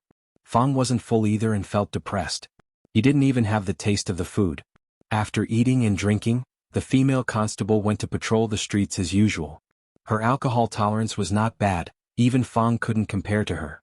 She drank all the wine in the small jar and her expression didn't change. She was supposed to patrol the streets. There might not be a rule in the Jing kingdom that forbade constables from patrolling the streets after drinking. However, this wasn't something that Li Yi could worry about. After buying some things on the streets, she closed the shop with Fong and rented a horse carriage from a carriage shop not far from the shop. Then she slowly drove out of the mansion. After returning to the stockade village and passing by the school, Li Yi stood outside the door and listened for a while. Qin Qing was teaching the naughty brats to memorize rules for a disciple. Education had to start from when they were young. Although he didn't know what kind of path they would take in the future, it was worth it to do something for these children after being stared at by so many pairs of admiring eyes for so long and hearing them call him Mr. from the bottom of their hearts. Rules for a Disciple was the introductory reading material that Li Yi had chosen for the naughty brats. The rhythm was catchy and the words were easy to read. It was close to the vernacular. While they were learning how to write, they could also learn the principles of how to conduct oneself, as well as all kinds of common sense and etiquette. The naughty brats were still young, so it was important to cultivate good values. In order to prevent them from becoming like their parents when they grew up, they had to be taught these correct values from a young age.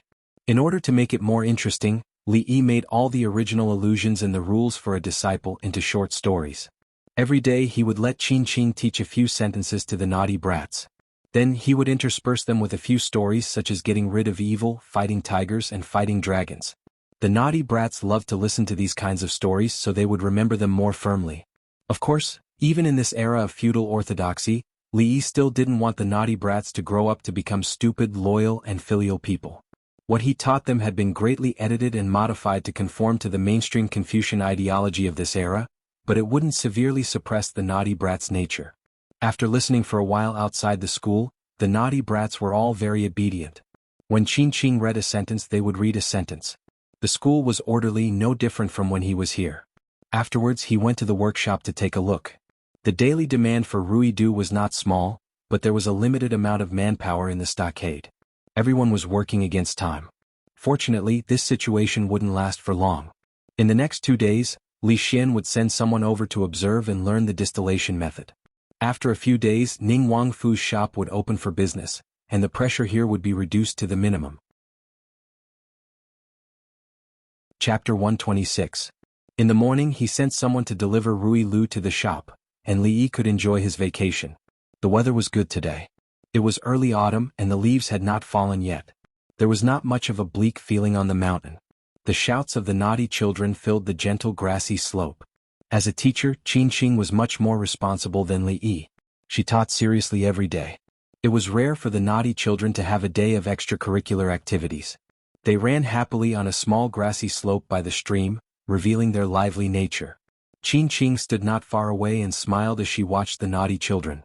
After spending time with them, her impression of the naughty and mischievous children had greatly changed. They now truly looked like a female teacher. Not far away from her, Lu Xiaohu was playing a role-playing game with a group of boys. He liked to play the role of Sun Wukong the most. He brandished a wooden stick with great vigor. The other naughty children watched from the side, their eyes filled with envy. According to the story of Journey to the West, the chubby naughty child who played the role of Buddha was supposed to subdue him and press him under the five-finger mountain. However, when he saw how powerful the stick was, he immediately hid far away and did not dare to get close. Xiaohu, be careful. Don't hit the others. Qin Qing warned him from afar. Lu Xiaohu responded, threw down the stick and ran away with the naughty children. About 100 feet up the grassy slope, Li Yi had already used a bamboo stick to skewer the meat, brushed it with sauce and placed it on an iron rack. Below the rack was a burning charcoal fire. The fragrance of roasted meat spread everywhere. Not far away, Fong, who was roasting fish caught from the stream on the fire with a few men, silently swallowed a mouthful of saliva. He decisively handed the fat fish he had just skewered to someone else, ran to Li Yi's side and sat down. He gave Li Yi a silly smile and stared at the roasting rack, unwilling to move his eyes away. Further away, the women of the village gathered together and laughed. After a while, Xiao Huan ran over and ran to Li Yi's side. In a soft voice she said, "Young master, the second miss asked if the meat is ready. Let her wait a little longer." Li Yi poked at the charcoal fire with a wooden stick. Haste makes waste. Roasting meat required patience. Mississippi Lu, on the other hand, was free. All she needed to do was to open her mouth. Li Yi himself, on the other hand, had become a free roaster. "Oh," the young maidservant replied. Just as she was about to run over, Lu Xiaohu and a group of naughty children ran over excitedly. Sir. Lu Xiaohu handed over a small white thing in his hand and said, Sir, we just caught a rabbit. Sir, please roast it." When Fang saw the rabbit, his eyes lit up. Rabbit meat was tender and delicious. In the past, when he was a teenager like this, he had secretly roasted it many times. However, there was one time when he accidentally burned his clothes. When he returned home, his parents pressed him down on the Kong bed and gave him a good spanking. Since then he hadn't eaten it again. Li Yi took the rabbit that was not much bigger than his palm. This rabbit didn't seem to have much meat. Roasting it wouldn't even be enough to fill the gaps between his teeth. Furthermore, it was such a white and soft little thing. He really couldn't bear to do it. At this time he felt someone tugging on his sleeve. He turned his head and saw that the young maidservant's eyes were full of pleading. "Young master, don't eat this little rabbit, okay?" Li Yi had never been immune to the young maidservant's coquettish attacks. He stuffed the rabbit into her arms and said, All right. I won't eat it. You can take it and play with it." The young maidservant carried the rabbit away happily. Fang's face revealed a regretful expression. Rabbit meat was really delicious. "Excuse me, where does Li Yi live?" In the Willow Leaf Village, a young and handsome man stopped a villager and asked, "Who are you people?" The man looked at these strangers and asked with a vigilant face. The village was isolated from the outside world. On normal days, outsiders would rarely come here. This young man was dressed luxuriously and had an extraordinary temperament. The men behind him had weapons on their waists. At first glance, one could tell that they were not ordinary people. Why did these people appear in the village? Don't be nervous. I am Li Yi's friend. I have something to discuss with him, the young man said with a smile. The man looked suspiciously at the handsome young man in front of him. Seeing that he didn't seem to have any evil intentions, he pointed to the front and said, "The young master is not at home right now. Walk along this road. After about a quarter of an hour, you will see a small stream. You can find him there." "Thank you." The young man cupped his hands and led the few people to walk in the direction pointed by the man. The man looked at the backs of the few people walking away. He scratched his head and turned to do his own things. Regardless of the purpose of these strangers, they couldn't delay the young master's business. If they didn't have evil intentions, it would be fine. But if they had bad intentions, they would be seeking death in their own territory. "Young master, slow down. A middle-aged fat man followed behind the young man with his forehead full of sweat. After walking such a long mountain road, it was a little hard for him to bear with his physical strength. The fat man's surname was Wang. He was a housekeeper of Ning Wangfu. He single-handedly managed the outside business of the Wangfu. This time he came with the young master to discuss the cooperation of Rui Lu. This housekeeper Wang had long heard of the Rui Lu that had become popular in Qing, and recently. This was an elegant business and was suitable for Ning Wangfu. He had been thinking about when to ask his superiors if he should intervene in this business. However, he hadn't thought that this young master, who idled around all day and did nothing but work, would also take care of these matters. He immediately had him build a workshop and arrange for people. After a series of orders, the housekeeper was slightly dumbfounded. This was a good thing for the Wangfu. After all, no matter if it was a commoner or a noble, no one would say no to money. Especially when he saw the strong wine that the young master took out, housekeeper Wang's eyes began to shine. This wasn't strong wine, this was clearly shining silver. However, the workshop was built in the Wangfu, the people were provided by the Wangfu, and the goods were sold by the Wangfu. In the end, the profits had to be split 50-50. In this world, no one dared to do business with Ning Wangfu like this. The young master didn't understand these things and casually agreed. He turned his head and ordered the servants of the Wangfu to do it. However, as the housekeeper of the Wangfu, he had to maximize the profits of the Wangfu. He couldn't agree to such an absurd method of distribution. The reason why housekeeper Wang insisted on coming this time was because of this matter. He really wanted to see who had the guts to even dare to take advantage of Ning Wangfu. By the stream, Fang didn't know how much saliva he swallowed. Just as he was about to take the first skewer of meat that Li Yi handed over to him, a slender white hand suddenly appeared and snatched the meat skewer before he could. Under Fang's stunned gaze, the handsome young master bit into the meat skewer. There was a surprised expression on his face as he praised, "Delicious." Chapter 127. Fang stared blankly at the handsome young master eating with his mouth full of oil and a satisfied expression. He felt a burst of anger in his heart and stood up with a whoosh. It was fine that the female constable snatched his wine.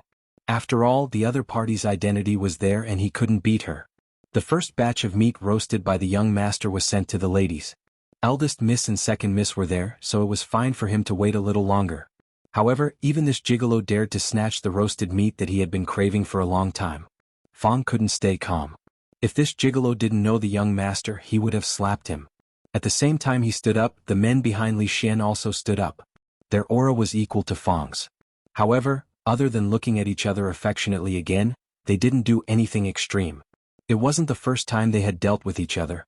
The guards knew that this man wouldn't do anything to the young master. Fang also knew the background of these guys. The reason why he didn't make a move was mainly because the other party had more people and he was afraid that he would be at a disadvantage. On the other side, seeing that there were a few unfamiliar people who came to the young master's place and seemed to have a conflict with Fang, the men who were roasting fish not far away immediately stood up and walked over quickly. "You guys go over there and wait. Don't spoil the mood." Li Xian waved his hand at the guards and found a clean stone. He sat opposite Li Yi and watched Li Yi turn the iron frame on the charcoal fire. He couldn't help but say, "This roasting method is rare. Even the old royal chefs in the prince's residence can't make it taste as good as this." There was no technical difficulty in roasting meat. Whether the roasted meat tasted good or not mainly depended on the sauce. This was a secret recipe that Li Yi had found after flipping through dozens of cookbooks. Although the taste was slightly reduced because of the lack of a few seasonings, it was still considered a rare delicacy in this world. If you want to eat it, roast it yourself. Li Yi saw that his eyes were fixed on the roasted meat in his hands and handed some to him. Li Xian was actually eager to try. After taking it, he imitated what Li Yi did and brushed a layer of sauce on it. Then he put the meat skewers on the charcoal fire and slowly turned them. There were light footsteps behind him. Rui walked over and looked at the young man sitting opposite Li Yi. She asked, "Husband, this is husband?" Li Xian raised his head to look at the elegant woman.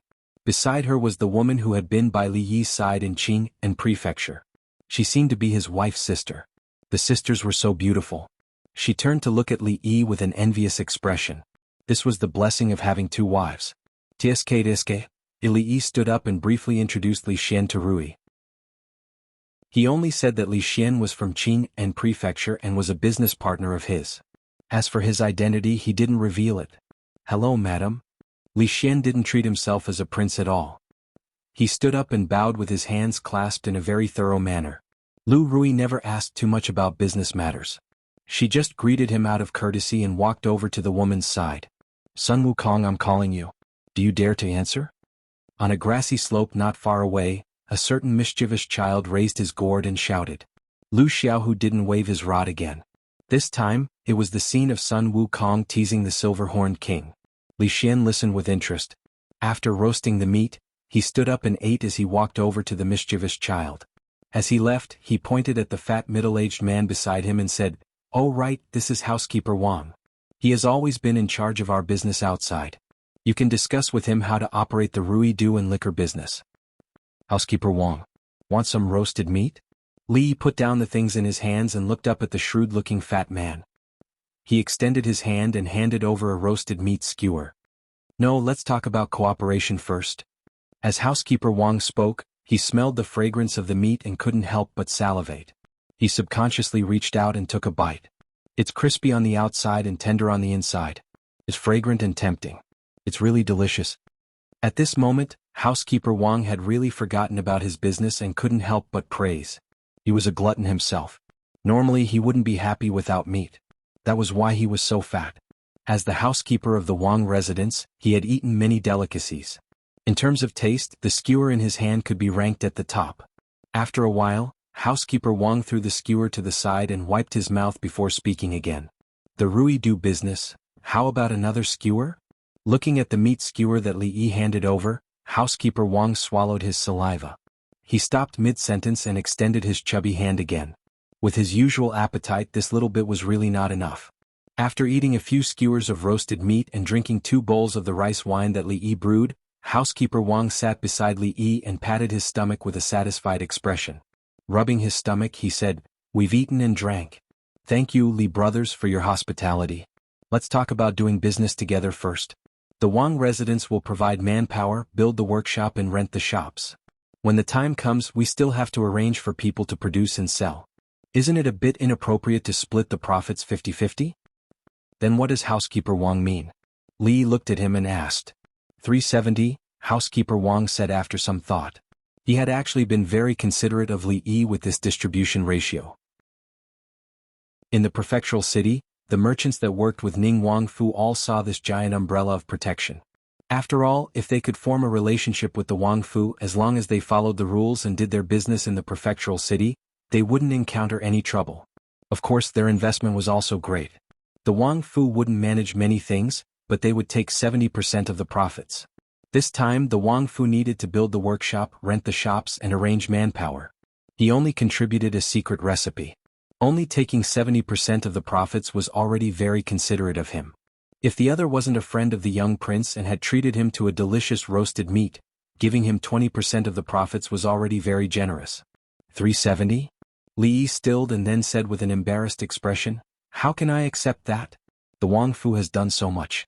I feel bad for only taking 30% of the profits. How about 40 and 60? Raising his head, he saw Li Yi's righteous expression as though he was giving up a great profit. Housekeeper Wang was stunned. It was like 10,000 horses galloped through his heart. Chapter 128. Ahem, Li brothers have misunderstood. Housekeeper Wang coughed dryly to hide the awkwardness on his face. Of course, the manor takes 7. All of Ning Wang's businesses outside were managed by housekeeper Wang alone. In Qing, and he was a person of status. If anyone else dared to speak to him like this, housekeeper Wang would have stormed off in a huff. However, the person in front of him was an exception. The cooperation in the business of Ruidu and hard liquor had already become a foregone conclusion. This was not something that housekeeper Wang could change.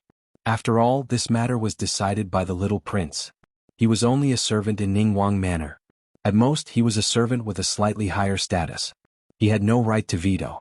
Furthermore, the profits of these 2 businesses were so large that they were guaranteed to be profitable. Each year they could bring in large profits for the manor. If they succeeded, he would have a part of the credit. All he could do was try his best to earn as much profit as possible for the manor. The little prince could not personally ask about these matters. The little prince didn't know anything, so he had to do these things. Housekeeper Wang, you are wrong. Li Yi sighed and looked at him leisurely. Presumably, housekeeper Wang is an understanding person. You should know how much profit the Ruidu and hard liquor can bring once they are mass-produced, right? He could not deny this. Housekeeper Wang nodded and said, Ruidu is indeed a wondrous item. It is popular in Qing'an. If production can be increased, it can even be sold to Jingdou. As for the hard liquor, it is far better than anything else in the wine shop. The profit is immeasurable. Li looked at him and asked with a smile, then has housekeeper Wang ever heard of intellectual property? Intellectual property? Confusion appeared on housekeeper Wang's face and he couldn't help but ask, what is intellectual property? It was not an easy matter to explain what intellectual property was to an antique from hundreds or thousands of years ago. Li thought for a moment and said, although the profit from Ruidu and hard liquor is great, without the recipe for Ruidu and the method to produce the hard liquor, no matter how great the profit, it is just empty talk. Housekeeper Wang cannot deny this? Of course, Steward Wang answered without hesitation. In Butler Wang's opinion, are these 2 things more important, or are the manpower and workshop more important? Li looked at him and asked. Steward Wang stopped talking. Of course, he understood that it was useless to have the manpower and workshop without the formula. The premise for the prince's mansion to obtain such a huge profit was that the young man in front of him could give them the formula of the Ruidu and the method of producing spirits. But the problem was, would anyone dare to negotiate with the Wang family like this?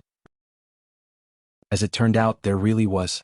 For a long time, those merchants had been trying to curry favor with him and establish a relationship with the prince's mansion. Why was everything reversed when it came to him? Housekeeper Wang's expression was a little ugly. It seemed that the other party was determined not to give up any profits. Moreover, regarding this matter, he could not use any means of coercion. After all, the young prince seemed to value him very much. Seeing the displeasure on housekeeper Wang's face, Li Yi opened his mouth again and said, "Rui dew and spirits are just the beginning. The perfume and soap that the Rui workshop is about to release will be more profitable than the spirits." Regardless of ancient times or modern times, women's money was the easiest to earn. A small bottle of Rui dew could make them like this. If the perfume and soap were to be released, how crazy would they be? "Are you serious?" Housekeeper Wang raised his head and looked at Li Yi with a fiery gaze. The profits from the spirits had already made him extremely satisfied. If there was a business that was more profitable than this, it would definitely be a great contribution. Perhaps with these contributions he could be promoted to the prince's mansion's chief steward in his lifetime and reach the peak of his life. Li Yi looked at housekeeper Wang and smiled without saying a word. "Fine, 50% it is." After thinking for a long time, housekeeper Wang finally squeezed out these two words from between his teeth. In the happy and harmonious atmosphere, the two finally decided on the final method of splitting the profits. It was still 50%. However, Li Yi had to guarantee that if there was anything new in the future he would first consider working with Ning Wangfu. Towards this, Li Yi naturally agreed. With such a thick thigh, would he be stupid not to cling to it? The negotiation ended happily like this. Li Yi's heart relaxed a lot. He looked around and found that there were many people gathered at the grassy slope. He slowly walked over. Housekeeper Wang stood where he was, his emotions complicated. After a long time he sighed and sat down on the ground. He picked up a few skewers of meat, brushed them with sauce, and began to roast them over the fire. A few steps away from him, the naughty children formed a long line. They clasped their hands behind their backs and shook their heads. One by one they walked in front of Qin Qing and recited the lessons that the teacher had taught them a few days ago. The rules of the disciples, the teachings of the saints, the first is filial piety, the second is honesty. Love the masses, be kind, and if you have spare energy, learn literature. The endless noises made housekeeper Wang annoyed. After the naughty brats recited it, even he who was listening at the side could recite more than 10 sentences. He couldn't help but shake his head and focus his attention on the delicacies in front of him again. On the flat ground under the grassy slope, two figures were moving quickly. Previously he lost to Fong in strength, so the guard leader was not satisfied. Now that he saw him again, he naturally had to get back at him. Of course, he wouldn't be stupid enough to continue to compete with Fong in strength. This time the two were competing in fist and leg skills. When Li Yi walked to the side of the field, they were still locked in combat. As the guard leader, his skills were naturally not bad. However, Fong wasn't someone to be trifled with. From the looks of it, the two of them wouldn't be able to determine the winner in a short period of time. On the other side, Li Xian was still holding a piece of roasted meat in his hand. His eyes stared at the rabbit in Xiao Huan's arms, and his face revealed an expression of desire. He didn't know how this rabbit would taste when roasted, but from the looks of it, it should taste pretty good. Xiao Huan felt his malicious gaze and immediately dodged a few steps to the side. "Little servant girl, how about I use this ingot of silver to buy your rabbit?" Li Xian took out a silver ingot and looked at the little servant girl as he asked. The little maidservant knew that he definitely didn't have good intentions in wanting this rabbit, but money was also very attractive to her. Although the son-in-law would usually buy her anything she wanted, she also wanted to save some money for her own use. As if thinking of something, the little servant girl's face revealed a trace of craftiness. She passed the rabbit to a sister beside her, picked up 2 stones, one big and one small, and held them in her hands. She raised her arms to the same height with her palms facing down, looked at him and said in a soft voice, "If you can guess which stone will fall first after I let go, I will give you the rabbit. If you guess wrong, you have to lose the silver to me." Li Xian was stunned for a moment. Then he couldn't help but feel that it was a pity. This little girl looked quite clever, but he didn't expect her to be so stupid. Such a simple question, did she even need to guess? Chapter 129. Li Xian was a little hesitant at this moment. Making a bet that he would definitely win with a silly servant girl was really bullying and did not match his status as an heir. However, once the idea of roasting the rabbit appeared, he could not get rid of it. Just thinking about it made his mouth salivate. Li Xian thought about it and said, "How about this? If I lose, I'll give you this ingot of silver. If I win, give me the rabbit and the silver is still yours." With an ingot of silver as compensation, he wouldn't have any psychological pressure if he won the rabbit. "If I lose, I lose. If I lose, I'll give you the rabbit, no silver." The servant girl did not agree to Li Xian's suggestion. Since it was a bet, it had to be fair. However, she was laughing in her heart. The last time son-in-law made a bet with second young miss and Xiao Huan were fooled. This young master looked dumb and definitely wasn't as smart as son-in-law. Then it's up to you. I guess this piece will fall first. Li Xian waved his hand and did not insist. He pointed at the slightly larger stone in the servant girl's hand. Just as he was thinking which part of the rabbit meat was the most delicious, the servant girl let go. Dong. The stone fell on the grass and made a slightly dull sound. There was only one sound from the two stones. Watching the obviously large and small stones fall at the same time, the expression on Li Xian's face froze. In the end, he revealed an expression as if he had seen a ghost. Things seemed to be a little different from what he had imagined. Li Xian, who didn't believe it, personally picked up the two stones from the ground and imitated the maidservant. He raised them to a certain height and let go. The two stones fell to the ground at the same time, and there was a loud thud. With a face full of doubt and disbelief, he ran to the side and picked up the two stones again. A person's view of the world might need several years or even decades, but to destroy it, it only needed an instant.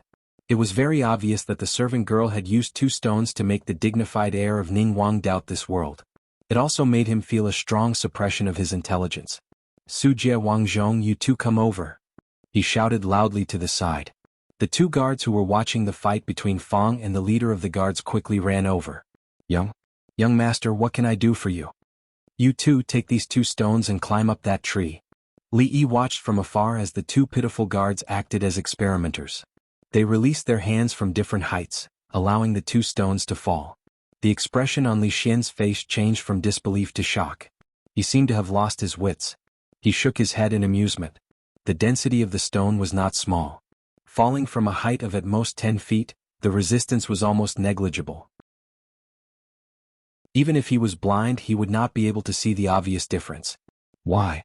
After a while, Li Xian walked to his side in a daze and murmured, "Unexpected, really unexpected. Why did the small stone fall together with the big stone? This doesn't make sense." At this time, he had already forgotten about the matter of roasting the rabbit. His mind was already filled with countless stones. There are many unexpected things in this world. Not everything goes as you imagine. For example, Li looked at him and let out a long sigh. Thinking that he was going to explain, Li Xian suddenly raised his head and looked at him. For example, you thought I was going to give you an example. Li patted his shoulder and said earnestly. This young man was still too young. In the early years of Jinghe in the Willow Leaf Village, a 16-year-old servant girl used two small stones to overturn the daily knowledge of the predecessors.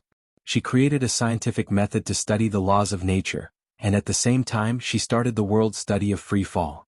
This spirit of daring to question and experiment inspired countless people and promoted the development of science. Until hundreds and thousands of years later, it still had a lot of inspiration to the world and was named one of the most beautiful physics experiments. The law of nature that objects of different mass fall at the same speed was also officially named law of small loop. Xiao Huan imperceptibly created a little trouble for Li Yi. Li Xian was obviously not satisfied without an answer. With his character that was bursting with curiosity, if he kept thinking about this matter, he might end up depressed. But it was obviously impossible to explain to him clearly. Li Xian, who had no foundation in physics, would definitely be more confused when he heard the words gravity and acceleration of gravity. This method did not work, so he had to find another way.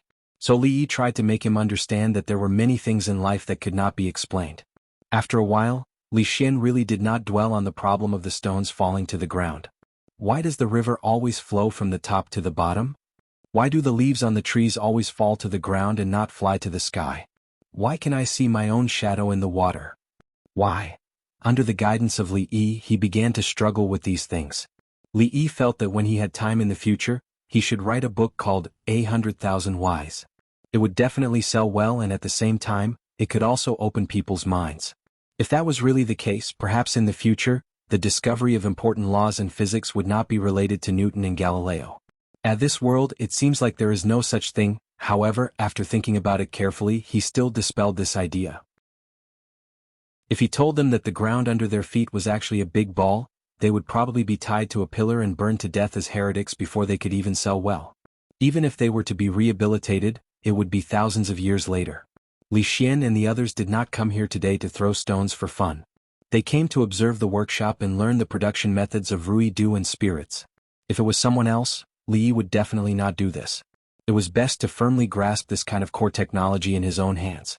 Even if there was a shortage of manpower and the production was a little lower, it could ensure that the business would continue to be stable.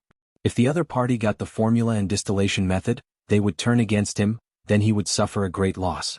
However, first of all, Li Yi still trusted this unreliable young prince very much. Second, if he did not cooperate with others, he would lose this cake sooner or later. This was also something that he had no other choice. If he cooperated with the Wang family, he did not have to worry about the secret formula being leaked. He believed that in this aspect, housekeeper Wang could do better than him. After seeing the workshop that produced Rui Du, housekeeper Wang began to feel a little unbalanced in his heart. Such a simple thing forcibly took away 50% of the Wang family's profits. As long as he thought about this matter, his heart would bleed. However, such an extremely simple thing since ancient times, no one had thought of it. Housekeeper Wang sighed. Thinking about the perfume and soap in the future, which would be even more profitable, he felt a little better in his heart.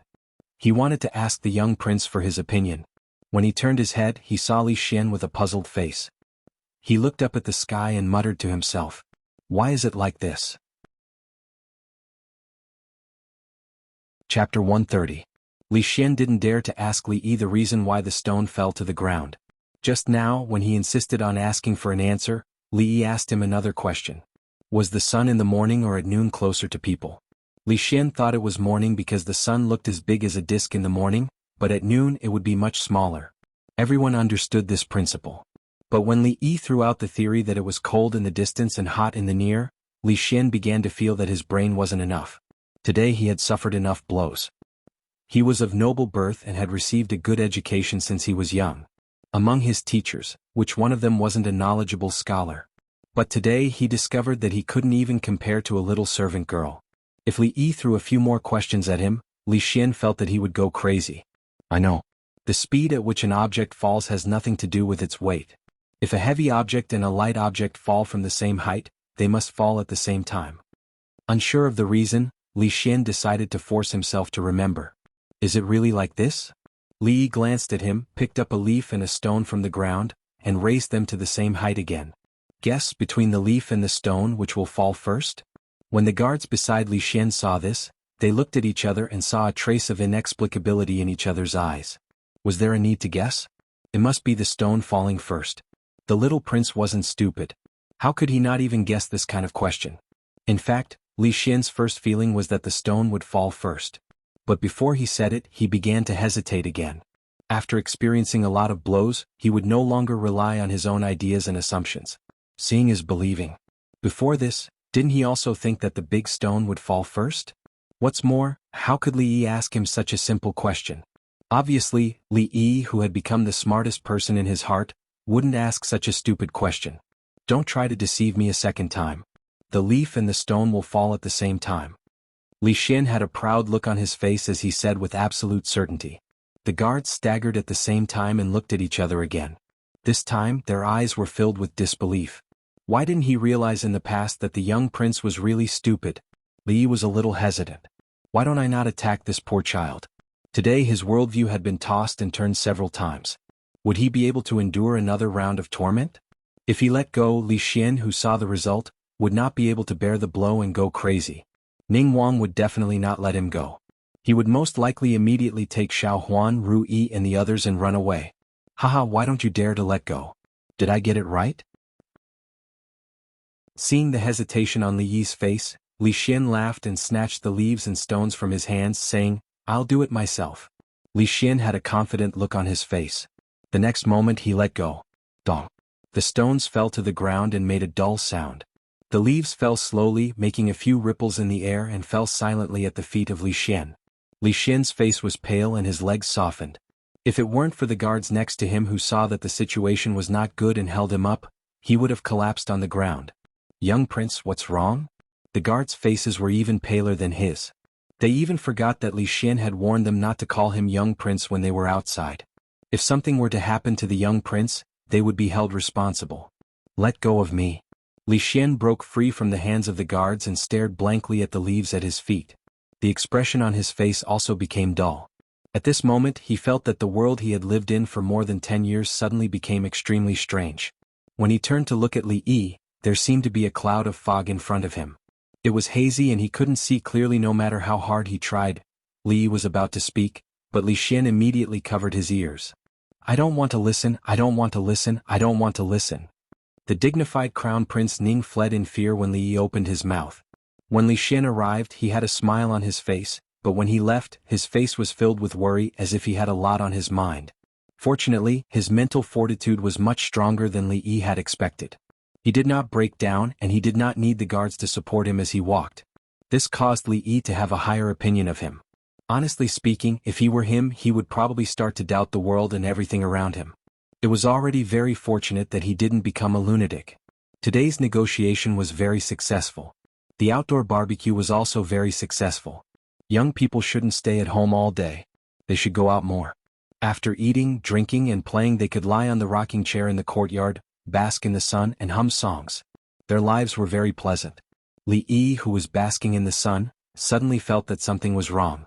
He opened his eyes and saw an old face with crisscrossed wrinkles. The old man revealed an interested expression and looked at the rocking chair he was sitting on. Second great uncle. Li Yi was almost scared to death by this old face at such a close distance. He immediately jumped up from the chair, his heart still beating non-stop. "Hey little boy, your chair is not bad. Where did you buy it?" Second great uncle of the Liu family, the most prestigious old man in the village, looked at Li Yi and asked with a smile. "This old man doesn't even make a sound when he walks." Li Yi felt depressed. He calmed his beating heart and said, "I made it at Uncle Han's place." "What? Do you like it too, second great uncle?" Uncle Han was a lonely old man in the village. He originally had a son but he later died of illness. Rui often asked Xiao Huan to deliver some rice and noodles to the old man.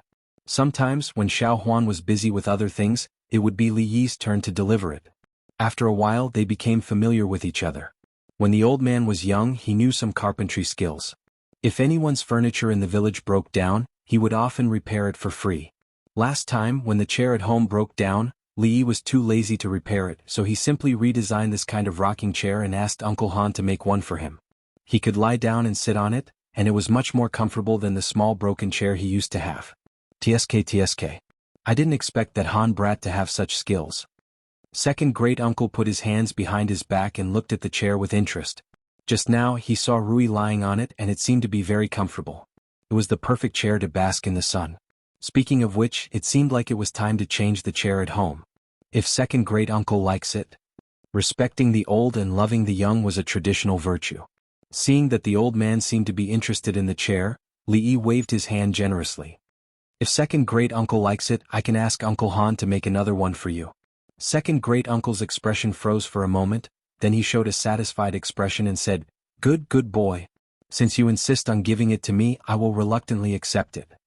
While Li Yi was stunned, second great uncle patted his shoulder lightly, picked up the rocking chair beside him and turned to walk out the door. When Li Yi came back to his senses, he saw that second great uncle was already at the door. He hurriedly shouted, "Second great uncle, wait, there's no need. I've already eaten," the old man's voice sounded, and in the next moment he disappeared with the rocking chair in front of Li Yi's eyes. This old man's hand strength is pretty good. Seeing the old man easily pick up the huge rocking chair with one hand and disappear in an instant, Li Yi was stunned. He couldn't even lift the chair with one hand. The old man had been single for decades and the effect was obvious. Chapter 131. In a magnificent mansion, there was a very elegant study. The fragrance of incense curled up in the air. 2 rows of carved bookshelves were filled with all kinds of books. Among them there was no lack of rare copies. The paintings and calligraphy on the walls of the room were all the works of famous artists. Any one of them would be a priceless treasure. A middle-aged man dressed in luxurious clothes was sitting in front of the study table. He was holding an ancient book in his hands and reading it attentively. He was the only person in the study. Other than the occasional sound of pages being flipped, the atmosphere was unusually quiet. After a while it seemed that he was tired. The middle-aged man closed the book and rubbed the space between his eyebrows. He looked at the bookshelf opposite him and said calmly, "How is the investigation going?" After a few breaths, a thin figure silently floated out from behind the bookshelf. Li Yi from the Li family village in Anshi County. He passed the imperial examination at the age of 17 and became famous in the county. His performance in the following 2 years was nothing special and there was no news about him. According to the village chief of the Li family village, he seemed to have lost his mind a few months ago. His mouth was full of nonsense. After he left the village he never returned. An old voice sounded in the study. Lost his mind? The middle-aged man heard this and frowned slightly. It seems that the village chief's words were not true. There was no emotion in the old voice. After a pause he said, "This person is extremely talented in literature. Su Xuezheng once praised him as the #1 scholar in the Jing kingdom. His poems have reached the point that everyone in the Qing and prefecture knows about them. There is no possibility that he has lost his mind." Mr. Su rarely praises people like this. The middle-aged man said with slight surprise. If that's the case, then there's nothing wrong with his background? Although we have not found out why he appeared in Willow Leaf Village and has a family, there is no problem with his background. He did not deliberately get close to the crown prince. There was no change in the old voice's tone. He continued to state, "The princess's favorite loose candied haws is his work. Speaking of which, I should thank him." The middle-aged man's expression softened. If it weren't for him, the princess would still be tormented by that strange illness. Not only that, in today's prince's mansion, from the princess to the maids, the favorite Rui nectar was also made by him. In the shadow of the bookshelf, a thin and small figure was faintly discernible. The voice continued, "Under the instruction of the crown prince, the prince's mansion has already reached an agreement with him, but..." The old man's voice was emotionless, as if he was talking about something normal. If Li Yi was here he would probably break out in a cold sweat. This old man simply knew him better than he did. After all, even he himself did not know what had happened before he transmigrated. Of course, if he knew that the middle-aged man in the study was the famous Ning Wang, the true leader of Qing and prefectural city, he would not be surprised. These people of high status and power were all extremely suspicious. They would suspect anyone who approached them, suspecting that they had ulterior motives and had ulterior motives. It was not as simple as just wanting to suck up to them. Since he has a scholarly reputation, why would he lower his status and get involved with these mundane affairs? Ning Wang's expression was slightly puzzled. After a moment he waved his hand and said, forget it. My mansion owes him a debt of gratitude. Let him take these small advantages. Otherwise I really do not know how to reward him. Other than this there is one more thing." This time the old voice finally had a slight change. "What is it?" "The crown prince is a little strange today." "What's wrong with Xin?" Ning Wang looked at the black shadow and asked.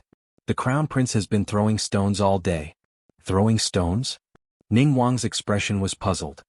"Not only stones but also leaves, wood, cloth, gold, silver." There was finally some confusion in the old voice. "Dong." In the prince's mansion, Li Xian asked a guard to stand on the top floor of a 2-story building and let 2 silver ingots of different sizes fall from the same height. He stared at the ground without blinking. When he heard a sound, he retreated to the side and stared straight ahead as if he was thinking about something. Although there was only one sound in his ears, after repeating the same thing countless times, he still found a slight difference. 2 silver ingots did not fall at the same time absolutely. The trip to Willow Leaf Village seemed to open the door to a new world for him and found a direction for his boring life. Compared with going to the brothel to listen to music, obviously he was more interested in the 2 stones. The questions that Li Yi said sounded strange but implied, which made him very curious. He wanted to find out the truth, but when he really tried to do it he had no clue. Why 2 stones of different weights would fall at the same time, but when a piece of paper and a stone fell at the same time, the stone always fell first. If the piece of paper was crumpled into a ball, the falling speed would obviously be faster. What was the reason? Could it be that there was a force that he could not see that was preventing the piece of paper from falling? After thinking for a long time, Li Xian could only think of this possibility. He didn't care about the silver on the ground, turned around and walked outside. "Little prince, where are you going?" Several guards hurried to follow him. "To Willow Leaf Village." At this moment, Li Xian wished he could grow a pair of wings and fly to Willow Leaf Village immediately to find Li Yi and ask what was going on. His rocking chair was taken away by second granduncle, so it was impossible to get it back. Li Yi had no choice but to ask Uncle Han to make another one for him. Uncle Han's craftsmanship was excellent, and he worked quickly. After half a day, Li Yi could lie in the yard and bask in the sun again. This time, it didn't take long before Fang rushed in and said that the people who came to the village yesterday came again. Li Xian sent a few of his guards away, and old Fang eagerly followed after them. Yesterday the fight between the two was stopped before it was over, which made Fang feel a little unsatisfied. Today he could continue the fight between men. Tell me, is there a force that prevents the leaves and the pieces of paper from falling? Li Xian looked at him and asked eagerly. Hearing this, Li Yi was very surprised. How could he think of the problem of air resistance so quickly? Yes, in fact, not only the leaves and the pieces of paper but anything that falls will be affected by this force. However, for the stones this force is too small. But the leaves and the pieces of paper are originally light, so they will be greatly affected, which is the reason why they fall slower than the stones. In his extremely expectant eyes, Li Yi nodded. I knew it was like this. Looking at the excited Li Xian rushing out of the yard with a face full of ecstasy, Li Yi didn't look back for a long time. He didn't expect that Li Xian had such a talent in this aspect. Was there finally a new star rising in the scientific world that hadn't developed at all? Chapter 132. Perhaps Li Xian wasn't a qualified little prince or a qualified hedonistic son, but he had an extremely strong curiosity, a spirit that dared to explore, and a little bit of talent. This allowed him to easily accomplish quite a bit in another direction. His worldview had been destroyed over and over again, but he did not collapse. Instead, he became braver and braver. He seemed to enjoy getting to the bottom of his doubts. If he could create a Galileo Li from a different world, he would be famous in history as his first mentor. It seemed that Xiao Huan was Li Xian's first mentor? However, as the first mentor of his first mentor, he also felt a sense of achievement. Li Yi lay back in the chair and began to think about a problem. Even Li Xian found something he was interested in and the meaning of life. What about himself? What did he want to do? Make money? That was just the process, not the goal. Now he could earn a lot of money every day. Once the business with the prince's mansion started, the profit would be even more astronomical. It could be said that if he had no other pursuit in this life and only wanted to make money to retire, then Li Yi's dream had already been realized. So what should he do next? Continue to make money? It was undeniable that Li Yi was a little greedy, but that was a normal reaction when he had not yet solved the problem of food and clothing. He had a meal but did not know the next one, and he still wanted to eat better. When he earned a lot of money, he was no different from a stone. Stay in the stockade and retire? That was what he thought at first, but he was not as carefree as his second uncle. The most important thing every day was to lie in the yard and bask in the sun. After a long time, he was afraid that he would die of idleness or boredom. Find a place to practice in seclusion and strive to become a second-rate master before he died? This idea was too nonsensical. He was already very satisfied if he could improve his fighting capacity from 5 to 10. He would leave the fighting to Fang. If Fang could not beat him, there was still Rui. If Rui could not beat him, then Rui had to do it herself. Today he could be considered to have made a name for himself at a young age. His career and family were both successful, but he had actually lost his goal and direction. Life was really as lonely as snow. Essentially, he was still a lazy person and could not think about things that were too far away. Every time he seriously thought about such things, he would feel a faint headache. Such a situation had never happened before, and he did not know if it was a side effect of his transmigration. Xiao Chen closed his eyes and rubbed his forehead in frustration. Suddenly, he felt a pair of hands on his temples, massaging them gently. It felt exceptionally comfortable. The servant girl's massage technique was becoming more and more skillful. Li Yi thought to himself as he enjoyed Xiao Huan's massage. After a while, he no longer felt the headache. In his heart, he was even more impressed by Xiao Huan's massage technique. In just a few days, her massage technique had actually improved by leaps and bounds. It was also at this moment that he finally felt that something was wrong. When the servant girl was by his side, she would not stop nagging. She would always talk about some daily things. Why was she so quiet today? Moreover, in order to drive away mosquitoes, the servant girl had been wearing Rui recently. There was always a mint smell around her, but it should not be this faint fragrance. Instead, it seemed that Rui had reached a certain level of martial arts. Their bodies naturally emitted a kind of momentum. Mosquitoes did not dare to approach them, and they rarely used Rui's lotion. The three women in the family each had their own merits. Li Yi had lived with them for so long, of course he was very familiar with their unique smell. A familiar figure had already appeared in his mind. Li Yi hurriedly opened his eyes and saw Lu Rui standing behind him. She was stretching out her hand to massage his temples. In other words, from the start she had been massaging him all along. Wife, why? Li Yi was surprised and was about to stand up. Lu Rui shook her head and said, Husband, just lie down like this. This is what I should do. Li Yi could enjoy Xiao Huan's massage with a clear conscience, but if it was Lu Rui he would feel a little strange. Neither of them spoke, and the atmosphere became quiet again. Actually, I have something that I have always been curious about. After a moment, a gentle voice finally reached Li Yi's ears. After being startled for a moment he said, "Wife, there's no harm in saying it." Lu Rui looked at him with a trace of curiosity in her beautiful eyes. This was also a question that she had hidden in her heart for a long time. When husband first came to the stronghold, why did you not think of running away? She finally asked this question. With that her gaze stopped on Li Yi's face. A normal person who was caught by Rui and the others should have tried to escape, but he seemed to have accepted his fate from the beginning. If he was a weak scholar who did not dare to fight back when he was bullied, it would be understandable. But after these days of interaction, Lu Rui could see that although he looked like a weak scholar on the surface, there was an unyielding spirit in his bones. It was impossible for him to accept his fate. If I said that it was because I could eat and stay here for free and picked up a beautiful wife for free, and even had a servant to serve me, would you believe me? Li Yi raised his head and looked into her eyes as he said with a smile. The expression on Lu Rui's pretty face froze for a moment, then she also bloomed into a smile. Since husband said so, I will naturally believe you. Perhaps even Lu Rui herself did not realize that after hearing Li Yi's words, she finally heaved a sigh of relief that had been in her heart for a long time. In the autumn afternoon a light breeze blew, and the courtyard was actually a little chilly. Lu Rui combed her hair that had been messed up by the wind. As she listened to Li Yi talk about what happened that day, the corners of her mouth involuntarily curled into a charming smile. Wife, you don't know. That old man is very fierce. If you were caught by him that day, you would not have been able to wait for Rui and the others. Why did they catch you, husband? Who knows? Old people are getting old and their brains might not be working well, just like second great uncle. Husband, lower your voice. Second great uncle's hearing is very good. Second great uncle's hearing? Ah. Amidst Li Yi's slightly disdainful mockery, the old man who was lying comfortably on a rocking chair and basking in the sunset a few courtyards opened his eyes lazily. He looked in a certain direction and the corners of his mouth twitched. He turned over and continued to sleep. Little brat. The old voice did not leave the courtyard but disappeared in the wind. Chapter 133. Why didn't you go back to take a look these days? Back to where? To the place where you used to live. Li Yi smiled and said, There's no one at home. It's just a house now. It's not important whether I go back or not. Li Yi had only laid in that house for a while.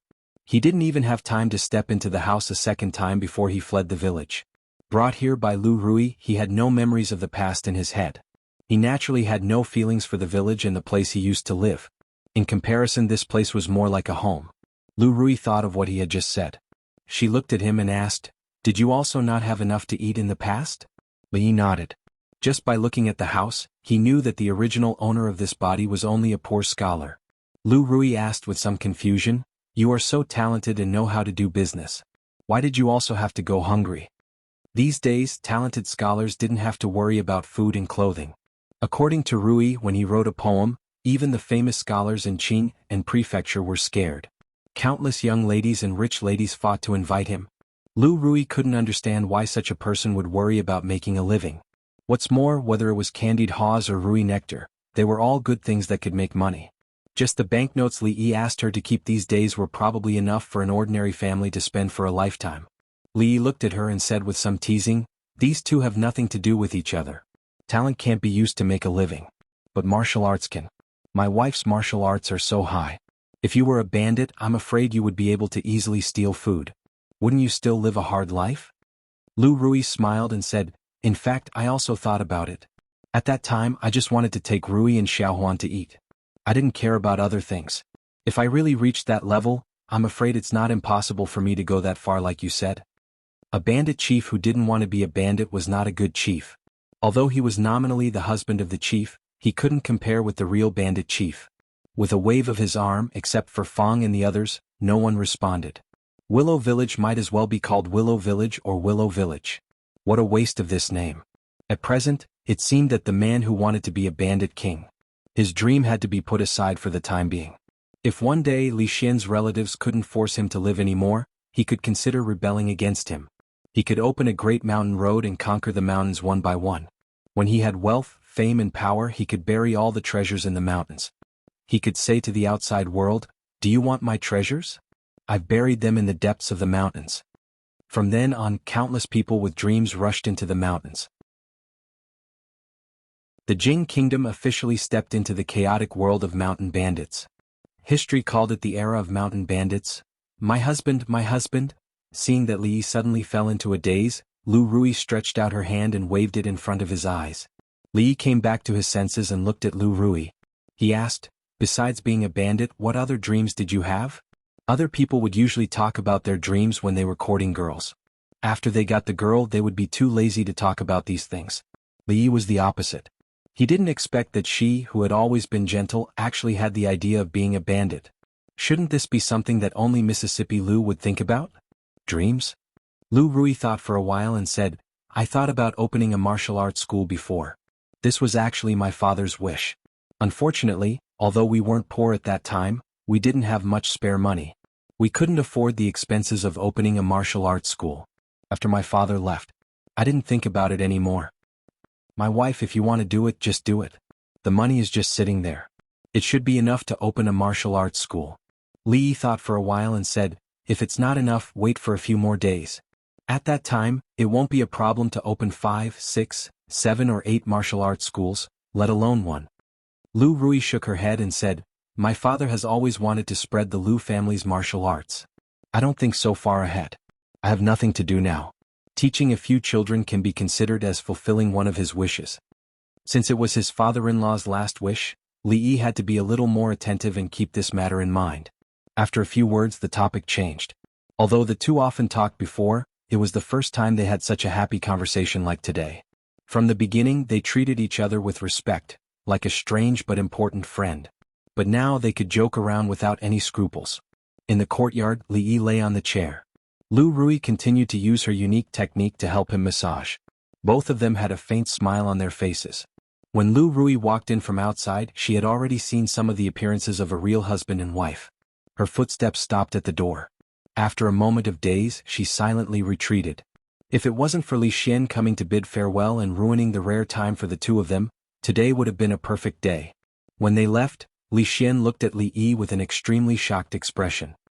He asked in an incredulous tone, "That little servant girl said that the ground we are stepping on is actually a big ball. Is this true?" "Yes." Seeing Li Yi nod with absolute certainty, Li Xian's expression became somewhat dazed again. Xiao Huan was still a young girl. Once something happened, she could not wait to share it with others. However, when she told the other sisters about the things son-in-law told her, no one believed her. They even said how could son-in-law say such silly things, and Xiao Huan must have made it up to make them laugh. Now, after much difficulty, she finally found a person who was willing to listen to her and would not think that she was lying. The little servant girl told Li Xian all the unimaginable things that Li Yi told her when he was free. Li Xian now understood a principle. When something was different from what he thought, he should not be in a hurry to deny it. Only after he personally went to verify it, then he had the right to speak. But what kind of method did he have to go through to find out whether the ground they were stepping on was round or not? Several guards left with Li Xian. Fang and several men in the workshop also went down the mountain with them. The toilet water workshop in the city had been built.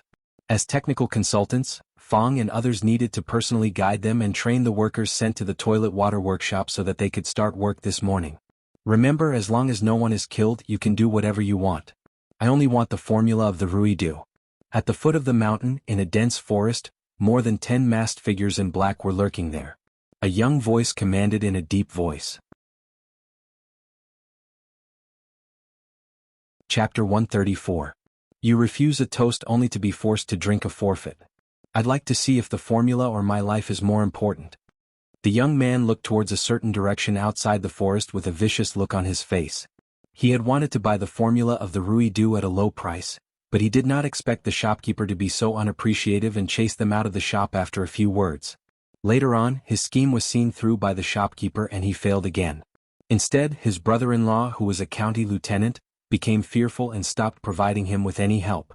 Seeing that the business of the Rui Do was booming, if he did not act now, he could only watch as the mountains of silver slipped away before his eyes. He had already sent people to find out that every morning, they would bring the Rui Do to the shop in the prefectural city.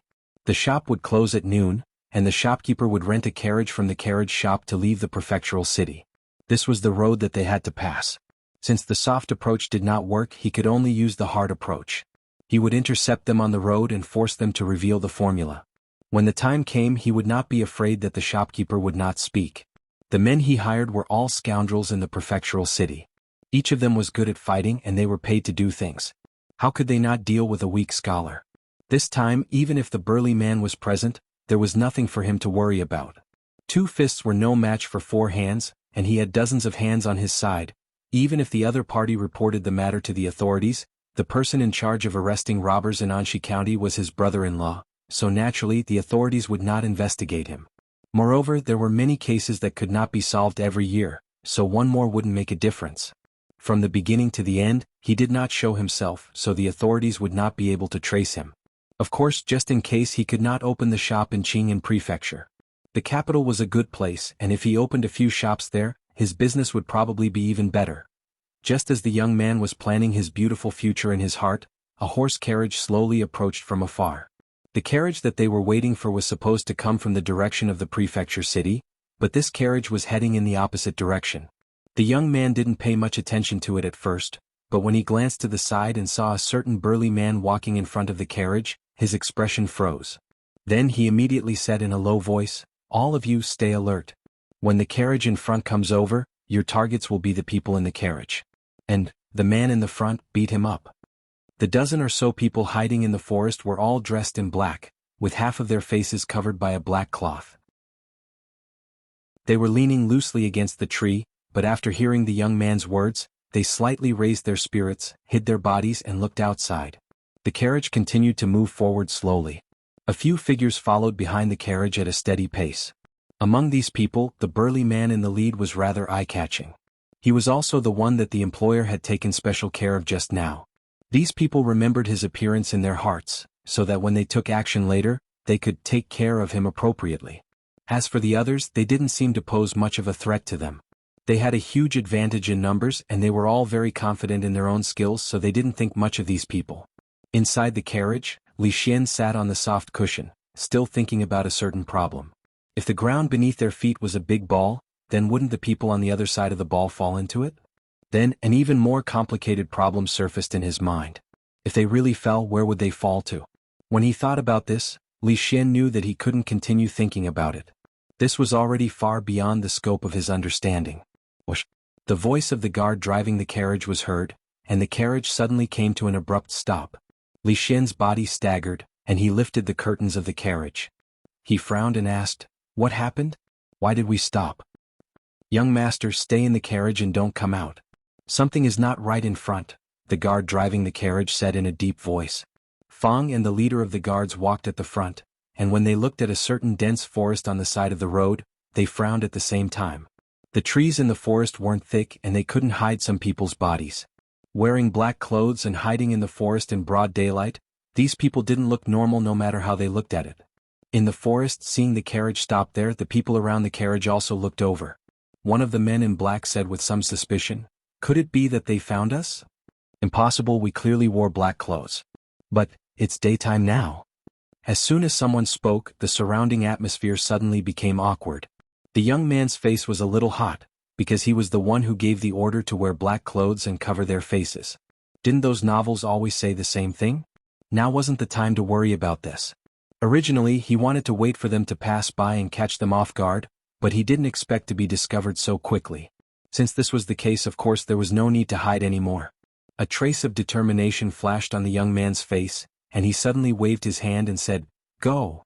Fang and the other guards watched as the masked men in black rushed out of the forest. Their roars were louder than the previous one, but they were all empty-handed and had no weapons on them. The expressions on their faces were a little surprised. However, since these people were coming for them, of course they couldn't be polite. The 4 people stayed to guard the carriage, while Fang, the leader of the guards, and the other 2 people went to meet the men in black. Because they had just received the young man's order, a small half of the dozen or so men in black rushed toward the carriage, while the other half headed toward Lao Fang and the others. A voice was heard saying, "Let's get rid of that man first." The man they were talking about was naturally Fang. As the employer's focus on the surface, he also seemed to be the biggest threat to them. Immediately, half of the men rushed to him. The leader of the guards was stunned when he saw this. Half of the men actually rushed to that guy and the other half to deal with the three of them. Wasn't this obviously looking down on them? The winner of the battle between the two people had not been decided yet, but in these people's eyes, it was obvious that the man surnamed Fong was stronger than them. This could not be tolerated. The leader of the guards coldly snorted, and directly rushed to the half of the men in black who were rushing to Fong. These people are mine. Of course, Fong was not to be outdone. He suddenly stamped his feet and his speed suddenly increased a little. In the blink of an eye, he had already rushed to the group of men in black. The remaining two guards could only watch as their leader and the burly man surnamed Fong displayed their invincible might. They were like tigers that had entered a flock of sheep. Their actions were straightforward and efficient. In just a few breaths of time, the black-clothed men fell to the ground one after another. None of them could stand up again. I have 3. I also have 3. The two of them looked up at the same time and with fierce eyes, they looked at the other half of the men in black who were scared stiff. They coldly snorted at the same time and rushed over again. The two guards heard banging sounds from time to time, and they thought that every punch must have landed on flesh. The two of them were stunned and did not dare to rush forward to help.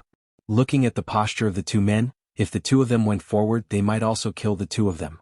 They wanted to go to the other side to help, but when they turned their heads, they found that the battle around the carriage had also ended. The 4 people were still guarding the carriage and the ground was covered with men in black. Bang! With a karate chop, Fong knocked out the last man in black. When he looked up, he found that the leader of the guards had already rushed to the direction of the forest. You don't come over. Seeing that the people he had brought with him had fallen to the ground one by one, a look of horror finally appeared on the young man's face. He saw the fierce man approaching him step by step, and as he retreated, he said with a trembling voice, My brother-in-law is the county lieutenant of this county. My brother-in-law is the county lieutenant of this county. He won't let you off for hitting me? County lieutenant, right? A cold smile appeared on the face of the leader of the guards and he cracked the knuckles of his fingers. After a few breaths, screams began to echo in the forest. Chapter 135. Those who were dressed in black to act cool in broad daylight were just a bunch of rabble. After being beaten up by old Fong and the others, they obediently squatted in a row, not even daring to breathe loudly. Li Xian opened the curtain and took a look, then lost interest. These small matters could be handled by the guards. When Fong walked in front of those people, the person at the front immediately shivered and said with a trembling voice, This has nothing to do with us. We were all paid to do this. Someone told us to do this. Who ordered you to do this? Fong clenched his fist and looked at him. As soon as his voice fell, the guard leader walked out of the forest with a young man with a swollen face. It's him. The man in black was frightened by Fong's threatening action. He immediately pointed at the young man and said, He told us to force the formula of Rui Du. The situation was stronger than the person. If he didn't tell the truth, he was afraid that he would taste the taste of this big man's fist again. He didn't hesitate to give up the mastermind. The young man's whole face was swollen. It took a while for Fong to find a familiar feeling. So it's you? It was this guy who brought 2 people to the shop to force them to buy the formula of Rui Du. Fong had a deep impression of him. Young master, these people are after the formula of Rui Du. The guard leader threw the young man who had already fainted on the ground and stood in front of the carriage and said, Leave a few people to deal with it. If there's nothing else, go back to the city. A corner of the curtain was lifted and Li Xian's voice came out. There were still a lot of unanswered questions. He didn't want to waste any more time here. Yes. The leader of the guards responded and then whispered a few words to the 3 guards. The carriage then set off, leaving the 3 guards behind to deal with this matter. Fong looked at the carriage with a puzzled expression, then turned his head to look at the guy who had yet to determine a winner. He couldn't help but feel astonished. Son-in-law had never mentioned what these people were doing, and Fong had never taken the initiative to ask either. He only knew that these people wanted to cooperate with them on Rui Lu's business. At this moment he finally realized that this gigolo friend of his son-in-law did not seem to be an ordinary person. Go! Watching the carriage leave, the 3 guards drew out their swords and pointed at the ruffians who had already taken off their night clothes. Although there were only the 3 of them, the ruffians did not dare to act rashly or have any thoughts of resisting. After what happened just now, they realized that they had provoked someone they shouldn't have. If they behaved themselves, they might be able to avoid some physical pain. Moreover, although there were only 3 of them, each of them had extraordinary skills. If they were to really fight, they would be the ones to suffer. Moreover, the other party was holding a sword in their hands.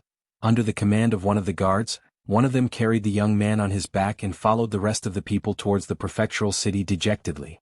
Qing, and prefectural city, Anxi prefectural government. County Magistrate Lu sat on a wooden armchair at the back of the hall while enjoying the massage from the beautiful concubine behind him. He was very satisfied. Ever since that unfilial son of his had been confined for half a month, he had become much more well-behaved. These days, he had been well-behaved and had not caused any trouble, which made County Magistrate Lu less worried. Lord Lu, bad news?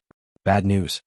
Before he finished tasting his tea, the beautiful concubine's hand had already moved from his shoulder to somewhere else. County Magistrate Lu squinted his eyes and the expression on his face became even more enjoyable. At this moment, a bailiff in plain clothes suddenly barged in and said with a panicked expression. The beautiful concubine's hand moved away in a hurry. County Magistrate Lu, who was enjoying the massage with his eyes squinted, was also startled. The hand holding the teacup trembled, and half of the tea spilled onto the hem of his clothes. Those who did not know would probably think that there was something wrong with him. Bastard! County Magistrate Lu put down the teacup and glared at the bailiff. He said loudly, "How many times have I told you to knock on the door before coming in? Are your ears just for decoration?" County Magistrate Lu was in the prime of his life. Sometimes, when he was in the mood, it was common for him to close the door and make love with the beautiful concubine here. If someone barged in like this in a panic every time, perhaps after a few times before he could resign, his little brother would have to live in seclusion. Therefore he had long set the rule of knocking on the door before entering. "I'm sorry, Lord Lu. It's my fault." At this time, the runner secretly complained in his heart. The matter was urgent, and he actually forgot the county magistrate's rule. He hurriedly retreated and calmed down. Then he knocked on the door and said, "Lord Lu, I have something important to report." "Come in." After all, it was just a small bailiff. County Magistrate Lu did not care about him, but his voice still contained anger. "What's the matter? Say it." County Magistrate Lu picked up the teacup again, took a sip of tea and said lightly. These guys who had never seen the world, usually made a fuss about little things as if the sky was going to fall. This was the county government. Would anyone rebel? The bailiff bowed respectfully and said unhurriedly, "Lord Lu, several people just said that they came from Prince Ning's mansion. They took many people to the county government and even arrested the county lieutenant." Puff. County Magistrate Lu spat out the tea before he swallowed it. The teacup fell from his hand, and the hem of his clothes was completely wet by the tea. He suddenly stood up from the chair and asked loudly, "What did you just say?" The bailiff was also shocked and hurriedly repeated, "People from Prince Ning's mansion came and arrested the county lieutenant. They are waiting for you in the front hall." "Why didn't you say such a big thing earlier?" County Magistrate Lu showed anger on his face. He kicked the bailiff to the ground and hurriedly ran out without even changing his official uniform. He did not dare to let the people from Prince Ning's mansion wait for him. Speaking of which, he was quite aggrieved as a county magistrate. In other counties, the county magistrate was a big shot who could cover the sky with one hand. However, in Anxi County, in Qing'an Prefecture, the number of people who could crush him to death could not be counted with 2 hands. Prince Ning's mansion was the biggest monster that he could not afford to offend. As the blood brother of the current emperor, he was deeply trusted by the emperor and held great power. He had to be careful even if he was just a steward in the mansion. The bailiff struggled to get up from the ground. He touched his chest and said in a low voice with great grievance, "Didn't you ask me to knock before coming in?" County Magistrate Lu hurriedly ran from the back hall to the front hall. As soon as he stepped into the door, he saw more than 10 people squatting on the ground. The one at the innermost with a knife against his neck was County Lieutenant Zhou, who was still in a daze. County Magistrate Lu's heart sank at once when he looked at those men with sabers who wore stern expressions. This time he might really have pierced the sky. Chapter 136. In the front hall, in addition to these people, there were also many yamen runners. At this time, they were holding water and fire rods and looking at the guards of Prince Ning Mansion with vigilance. They looked very nervous.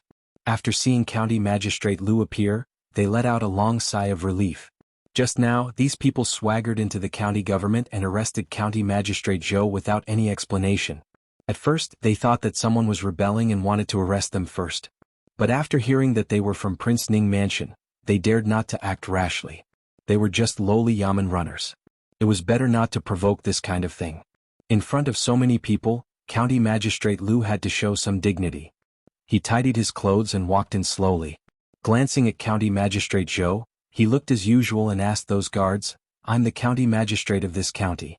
May I know who you are?" Before he finished his words, a guard took out a token from his waist. After recognizing the symbol of Prince Ning Mansion on it, County Magistrate Lu no longer had any doubts in his heart. He pointed to County Magistrate Zhou and said, "May I know what crime County Magistrate Zhou has committed to make you mobilize so many people?" In fact, County Magistrate Lu was extremely dissatisfied with these people from Prince Ning Mansion. No matter what, this was the Anshi County government, his territory. These people had captured his subordinates without distinguishing between right and wrong, and they even had a deadpan expression on their faces. Anyone would be displeased if they were in his shoes. However, they were Prince Ning's men after all, so he dared not show his dissatisfaction. "Is it a big crime to cover up and connive at the assassin who assassinated the young prince?" The guard looked at him coldly and asked, "What?" Hearing this, County Magistrate Lu's indifferent face disappeared. He staggered and almost fell to the ground in fear. He turned his head to look at County Magistrate Zhou with a strong disbelief and admiration on his face. He even dared to cover up the assassin who assassinated the young prince. Why didn't he know that County Magistrate Zhou was so bold? Even he, County Magistrate Lu, dared not do this. What County Magistrate Lu didn't know was that County Magistrate Zhou was also shocked at this time. When did he cover up the assassin who assassinated the young prince? He wouldn't dare to do that even if he was 10 times more courageous. Although he didn't know why these people would wrongly accuse him, there was one thing he was very clear about. If he didn't explain himself clearly, he would really die today. Assassinating a relative of the imperial family, the lightest punishment would be exile for 3,000 miles. If it was a little more serious, it was even possible to lose one's head. Even if it was covering up, it was still a very serious crime. Just at this time, the young man lying in the corner finally woke up. As he opened his eyes, he saw his brother-in-law, who was the county magistrate, and finally released the grievances in his heart and shouted, "Brother-in-law, they beat me. Arrest them." It was also at this time that the young man lying in the corner finally woke up. As soon as he opened his eyes, he saw his brother-in-law, who was a county lieutenant. The countless grievances in his heart were finally released. He shouted loudly, "Brother-in-law, they beat me. Quick, send someone to arrest them." Unlike the county magistrate who needed to be appointed by the emperor, the county magistrate had always been appointed by the local government. They were mainly in charge of justice, arresting bandits, collecting taxes and other affairs. Although they didn't have a high position in the eyes of ordinary people, it was already a very high position. The county magistrate was in charge of the administrative affairs of the county, and it was the county magistrate who was in charge of the specific execution. Judging cases and collecting taxes were all the duties of the county magistrate, which were closely related to the people. To a certain extent, having a county magistrate as his brother-in-law was enough for him to do whatever he wanted in Anshi County. Although there were many people here that he couldn't afford to offend, it definitely didn't include these guys who came from the mountains. "Brother-in-law, they beat me. Arrest them." When the young man shouted, County Magistrate Zhou couldn't say a word anymore, as if he was choked by someone. Just now, with a knife against his neck, he was so frightened that he didn't see the unconscious young man at all. County Magistrate Zhou opened his mouth, but no sound came out. His face was pale. He never expected this. County Magistrate Lu also looked at the young man in astonishment. The one who assassinated the young prince was actually County Magistrate Zhou's brother-in-law? In that case, there was nothing more to say. Although he didn't believe that guy actually had the guts to rush to assassinate the young prince, no matter whether there was any misunderstanding or not, County Magistrate Zhou couldn't escape this time. It was probably because of his brother-in-law, who was a county magistrate, that the young man could rely on him and run amok everywhere. This time he finally kicked a hard iron plate. It seemed that County Magistrate Zhou didn't know anything about this matter, but since such a thing had happened, his position as county magistrate would definitely be gone. As for what kind of punishment he would have after his dismissal, it could only depend on Prince Ning's mansion's attitude. "No, after I go back, I have to restrain that unfilial son of mine. If he continued to act like he did before, I'm afraid that tomorrow's County Magistrate Lu would be today's County Magistrate Zhou." At this time, it was not County Magistrate Zhou who hated the young man the most, but those ruffians who were hired by him. More than a dozen pairs of fiery eyes stared at him as if they wanted to skin him alive. They thought it was just an ordinary fight, but who would have thought that the other party was actually a young prince? Just for a tale of silver they even sacrificed their lives. At this time the young man had already sensed that something was wrong. He stared blankly at County Magistrate Zhou, who still had a knife on his neck, and stopped shouting. His heart gradually sank. These people's target was obviously not Li Xian, but since it involved the young prince, they naturally couldn't let them go so easily. Beheading and exiling them was a bit too severe, and it also needed to be approved by the emperor. Although these people were wrong, they didn't deserve death. However, forcibly snatching the formula of Ruidu also targeted Prince Ning's mansion. Even if they didn't die, they would still lose a layer of skin. Seeing that the people of Prince Ning's mansion didn't seem to want to make the matter bigger, County Magistrate Lu let out a long sigh in his heart. However, he didn't expect that the popular Ruidu and Qing and mansion was actually Prince Ning's mansion's business, which really surprised him.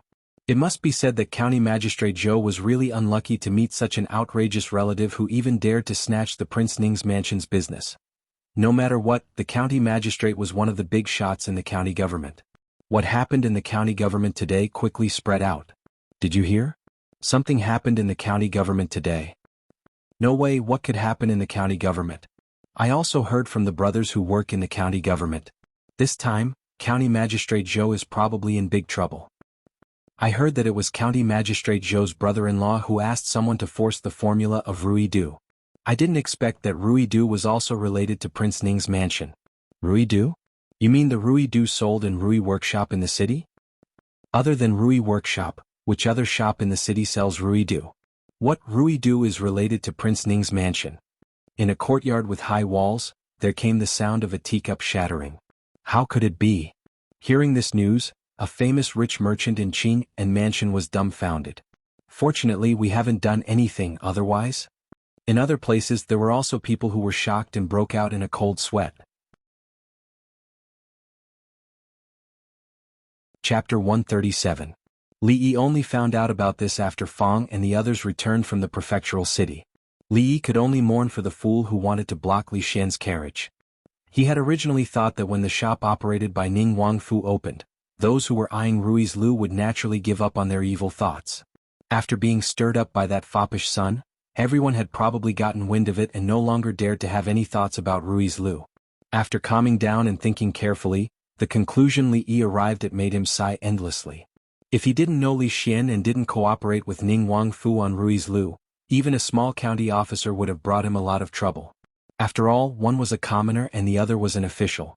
The people who came to frame them and the constables who colluded with them were most likely instructed by the county officer. In this day and age it was better to be an official. If he was a county officer, wouldn't there be none of these things? Of course, if he really wanted to be a county officer, Li Yi was also unwilling. It wasn't worth it to do so many things with such a small salary. Wouldn't it be better to hold on to the thigh of Ning Wangfu? Wouldn't it be better than being some county magistrate? Of course, distant water couldn't quench immediate thirst. Not every time something happened, Li Xian would appear at the right time. If he could hold on to one more thigh, he would have one more choice when the time came. Therefore, when the patrolling female arrestor passed by the entrance of the shop, Li Yi greeted her politely. "Arrestor Li, you're patrolling the streets again. Do you want to come in and have a cup of water? Do you have wine?" The girl in light blue looked at him and raised her eyebrows as she asked. "Yes." Li Yi replied with a smile. The wine was a strong liquor made using the distillation method. Before the wine shop that cooperated with Ning Wangfu opened, it was the only one in Qing and prefectural city. If there was wine, there would naturally be dishes. Things were different now compared to when he first came here. With money, he didn't have to live a life without much money. 2 cold dishes and 2 hot dishes were made by Li Yi himself. They were perfect to go with wine. "Constable Li, please." Mingzu Li looked at the dishes on the table as a look of astonishment flashed across her face. "Didn't you say that you only came in for a glass of water?" No matter how he looked at it, the scene in front of him seemed to have been prepared. He glanced at Li Yi and sat down. Regardless of what he was thinking, at least the dishes and wine looked good. It could be seen that he had put some effort into it. He picked up his chopsticks and took a bite of the side dish that smelled pretty good. He was very satisfied with this unique taste. "What's the matter? Say it." He took another sip of wine and looked at Li Yi indifferently. She actually admired this scholar's ability. For the sake of this table of dishes and wine, if his request was not too excessive, she would consider it. Constable Li, you misunderstood. If it wasn't for you, I'm afraid that the lawsuit at Rui Restaurant would have been unavoidable. This is just a small dish and wine to express my gratitude. Li smiled and looked at her calmly. He really didn't have anything to ask of this female constable at the moment. Even if he did, he couldn't say it out loud. As the saying goes, if you take something from someone, you'll have to bear the consequences. The Anxi County government was not far from the shop. If this princess dined and drank here for a few times, how could she stand by and watch when something really happened in the future? He was only building a good relationship now. Of course, he couldn't casually ask for anything. It's my duty. No need to thank me. Emingzuli glanced at him and continued to eat and drink. Needless to say, these dishes and wine were very much to her taste. I heard that you've cooperated with Prince Ning Mansion in the business of Rui Nectar? Li nodded. The news had spread pretty fast. Today was only the second day. You're smart. The wine that old Fang had secretly hidden was almost finished by her, but her expression did not change. She looked at Li Yi with a rare hint of approval in her eyes. It was undeniable that Rui Nectar was a good thing. It contained a huge profit. Few people could resist the temptation. If one didn't have enough power, he couldn't protect such a treasure. It wouldn't be long before he was devoured by those people. The smartest way was to climb up a higher tree and give up a part of the profit to protect himself. But she didn't expect him to have the ability to climb up to Prince Ning Mansion. It seemed that his relationship with her cousin was not ordinary. When Emingzili thought of this, someone walked in from the door. The next moment, Li Xian looked at her in surprise and asked, Emingzu, why are you here? After saying this, he suddenly sniffed and asked, what's so fragrant? Following the fragrance, he looked at the wine and dishes on the table. After a while, there was another pair of chopsticks on the table. Li Xian looked at his cousin who was drinking by herself on the side with some confusion. He was a little confused about why she would appear here, but his attention was soon attracted by the wine and dishes in front of him. He poured a cup of wine and just picked it up, thinking that he came here for official business today. He hesitated and put it down. He looked at Li Yi and asked, you said that the ground under our feet is round. Do you have any proof? No. Li Yi took a sip of tea and said straightforwardly. With Li Xian's curious baby personality, if he explained, the other would definitely ask questions endlessly. It was better not to give him any chance. Then what you said last time, why do leaves fall to the ground, why do mirrors appear in the water, and… Li Xian didn't dwell on the question just now. Anyway, he still had a lot of questions and there would be opportunities to ask. The expression on Li Yi's face froze. Then he looked at him and said seriously, let's talk about the problem of the ground being round. Li Xian looked up at him, waiting for him to explain. Actually, to be accurate, it should be a ball and not so round. This problem was actually not difficult to explain. The curved sea surface, the ships that came from the sea would always see the mast first, and when they looked up at the sky, the two sides were low and the middle was high. These common phenomena in daily life could all be explained. Even using an analogy, it could be easily explained. The moon and the sun were both round, but the ground under their feet was square. Wasn't it a little weird and unsociable? However, Li Xian had never seen the sea before. He ran to the courtyard to look at the sky, but he couldn't see the difference between the height of the sky and the height of the moon, nor could he understand the relationship between the moon and the ground under their feet. Li Yi began to feel a headache. I'm going to patrol the streets. Emingzu finally understood why the two of them had such a close relationship. It was very normal for two people who were suffering from hysteria to feel like they understood each other. Chapter 138. In Ning Wang Fu, in a certain room, Steward Wang looked at a stack of account books in front of him. Worry appeared on his chubby face. As the steward that was responsible for managing the outside businesses of the Wang Fu, he had the habit of thoroughly checking the accounts every month. This way he could understand the income of the Wang Fu every month. Compared to previous years, it had increased or decreased, and where the reason was. If the income decreased by too much, it would be hard for him to explain it to his superiors. And this was the problem he was currently worrying about. It was almost the end of the year. Even if he added up all of the profits of the Wang Fu's outside businesses, it would only be half of what it was last year. 2 months later, it would only be 70% of what it was last year. That would be his negligence. If Wang Yi blamed him, he would most likely not be able to keep his position as the steward. Luckily, the Rui Dew and Spirit Wine Factory had already started operations. The shops in the city would officially open tomorrow. These two businesses were his greatest hopes.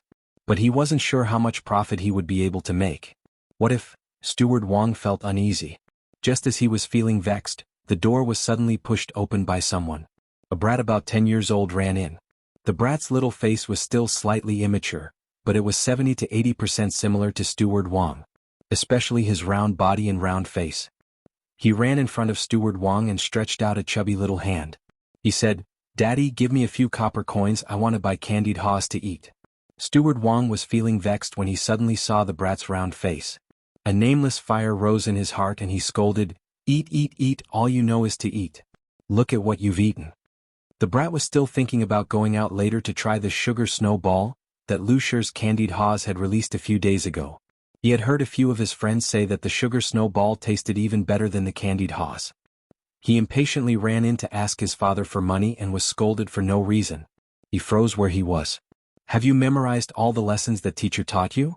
Seeing the brat standing there in a daze, housekeeper Wang became even angrier and asked with a straight face. He was not cut out for studying, and only managed to pass the elementary scholar exam. After that, he suffered many setbacks, and eventually found a job in the prince's mansion. Over the past 10 years he had worked his way up to where he was today. Although the other high scholars did not live as well as he did, but studying was the right thing to do. He wanted to hand over his unfulfilled dream to his son, but who would have thought that this brat had no interest in studying and would never forget to eat? He was really his biological son. "Yes, I can." The naughty brat still had some eyesight.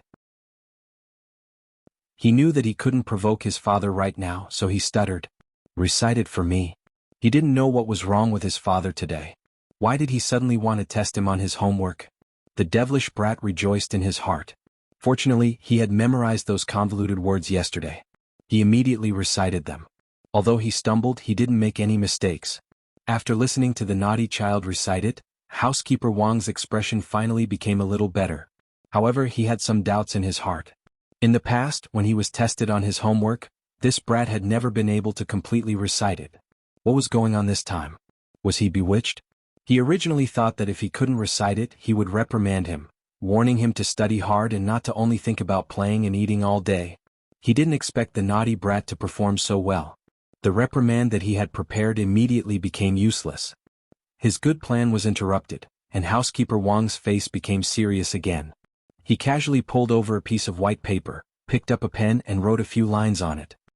He handed it to the naughty brat and said, "There is no end to learning. Don't be arrogant and complacent. Go and memorize these lines. I'll check them at night." A few days ago, when they were on the mountain, the female teacher made the group of children recite these lines. Housekeeper Wang's ears almost grew calluses from listening to them that day, so he inadvertently memorized those lines. At this time he could use these lines to send the naughty brat away. At least before he could memorize them, he wouldn't bother him. "Go, go." Housekeeper Wang waved his hand and said impatiently. The naughty brat took the paper and walked out of the room in a daze. His 10-year-old brain still couldn't completely understand why he didn't receive a reward when he had clearly memorized them, but a punishment for continuing to memorize. The naughty brat, who had been tricked by his father, sat under the eaves of the side room with a lifeless expression. He raised his head and looked at the sky, revealing an expression of despair. After a long time, the naughty brat let out a long sigh and raised the paper in his hand. Having attended a private school for a few years, he could already recognize quite a few words. Soon a voice sounded from under the eaves. "The rules of a disciple, the teachings of a saint, are first filial piety, then trustworthiness. Love the masses, be close to the people, and if you have the strength to spare, learn literature." Sigh. The voice was clear and lively like a child's, yet it was mixed with sighs. It was a bit out of place with the atmosphere at this time. At the same time, a middle-aged man with a dignified expression walked out of Prince Ning's study. He rubbed the space between his brows. The cold autumn wind blew past, and it actually made him much more clear-headed. "Sir Prefect, shall I escort you back?" An old man wearing the robes of a housekeeper walked over and said respectfully. The middle-aged man waved his hand and said, "There's no need. I know the roads in the manor. You can walk back yourself." Hearing this, the old man didn't insist. He watched the middle-aged man's figure disappear before turning to leave. At this time, the middle-aged man walking in the manor had a worried expression on his face. As the prefect of Qing and Fu, he was in charge of all matters in the manor. In another 2 months he would return to the capital to report on his duties. At that time, the court would conduct an examination of his achievements, including this year's situation with regards to Qing and Fu's population, land clearing, tax collection, food, public security, education, and other aspects. He would be promoted, punished, and rewarded accordingly. He wasn't worried about farming and collecting taxes, but he was worried about the education of the people. The students of Qing and Fu had not performed well in this year's examinations. The number of imperial examinations they had received was far less than in previous years. This way, his achievements in education would be greatly reduced. But the work of education could not be accomplished in a day. Although improvements in other areas could completely cover up the lack of education, it was still somewhat embarrassing. After all, Qing and Fu was the largest city in the Jing kingdom other than the capital. The number of students was also second only to the capital. In previous years, the number of students who passed the examinations was enough to compete with the capital, but this time they were left far behind. As he was thinking about this matter, he suddenly heard a child's voice when he passed by a certain room. The rules of the disciples, the teachings of the saints, the first is filial piety, the second is honesty. Sai, love the masses, be close to the people, and have the strength to spare, learn literature. Tang Shuechio, Sai.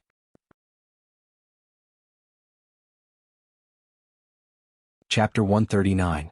The rules of a disciple, the teachings of a saint, the first is filial piety, the second is trust. Tang Shuechio? The middle-aged man stopped walking and carefully listened to the contents of the child's recitation. A trace of doubt appeared on his face. These 3 sentences were easy to recite, and although the words were easy to understand if one listened carefully, it seemed to have the effect of enlightenment. It was very suitable for teaching children. There were similar teachings in the Mongolian language, but they were relatively obscure. It was rare to see such a simple and easy to understand one. Furthermore, he had never heard of the text that the child was reciting. Also, what was that Tang Shuechio? After standing outside the courtyard and listening for a while, the child repeated the same few sentences. The middle-aged man had already thought of a few things. A trace of eagerness appeared on his face as he walked in with large strides. The devilish child held the paper in his hands and carried it back and forth. The only words he repeated were, Tang Shuechio. He was drooling when he heard footsteps. When he raised his head, he saw a stranger walk into the courtyard. The devilish child looked at him in a daze and a trace of caution appeared on his face. Little child, what text did you recite just now? Magistrate Dong walked in front of the devilish child and asked in a pleasant manner. His father had said that the people living in the Wangfu were all nobles. He was to only play in this area and not to bump into others. He stared blankly at the stranger in front of him and didn't reply. He obediently handed over the paper in his hands. Magistrate Dong took the piece of paper from the naughty child's hands and discovered that there were only a few sentences written on it. After he finished reading the contents of the few lines, his eyes brightened and he asked somewhat urgently, "Do you know who wrote this?" Housekeeper Wang was still in the room checking the accounts when the door was pushed open again. He raised his head and saw the devilish child's head poking in again. When he lowered his head again, he suddenly forgot where he had been calculating. A trace of anger appeared on his face as he glared at the devilish child and said, "Did you memorize it all? If you didn't, be careful of your butt." At this time, a hand reached out from behind the devilish child and completely pushed open the door. A familiar-looking middle-aged man walked in from outside. Seeing that person, Housekeeper Wang was first stunned, then he suddenly stood up from his seat, his face pale, and said with a trembling voice, "Magistrate Dong." At this moment he felt a lingering fear.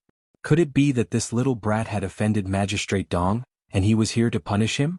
Thinking of this, Shopkeeper Wang's legs suddenly felt weak, and he almost collapsed on the chair again. "Let me ask you, this 3-word rhyme was written by you.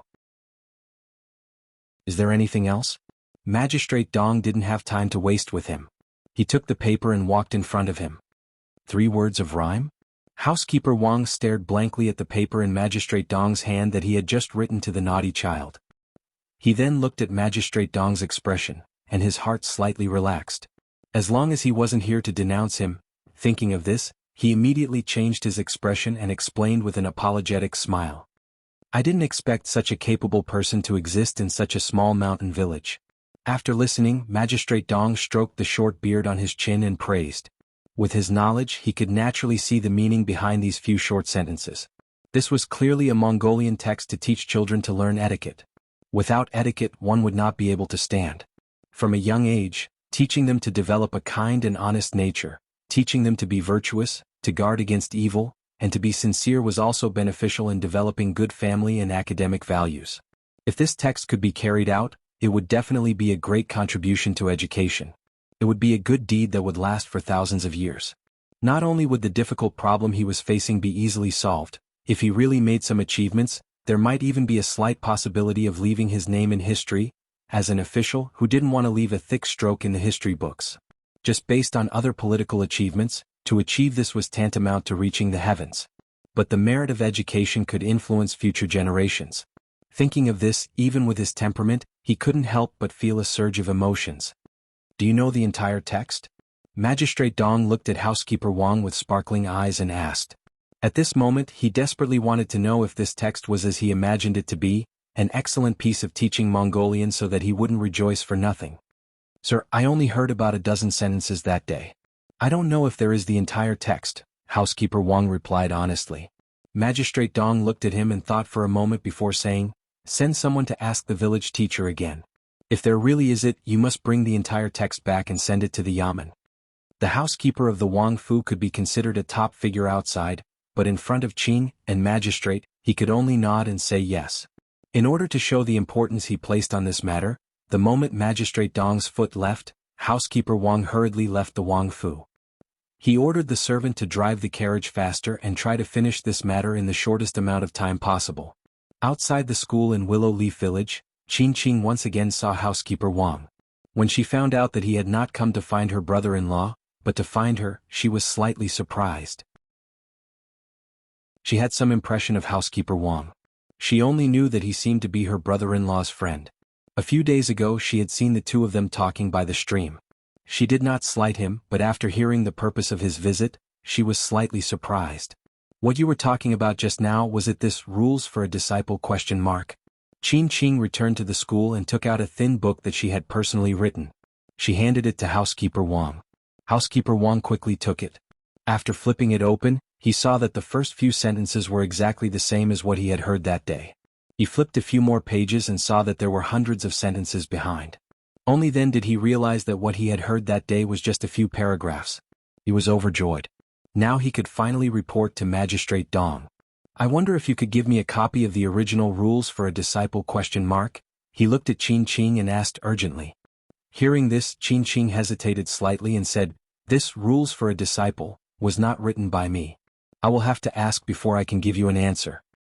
It was not written by you? Housekeeper Wang's expression froze. Qing nodded and gave him a brief explanation. It's actually him. Housekeeper Wang murmured a few words. He didn't expect that this article was written by that mean scholar.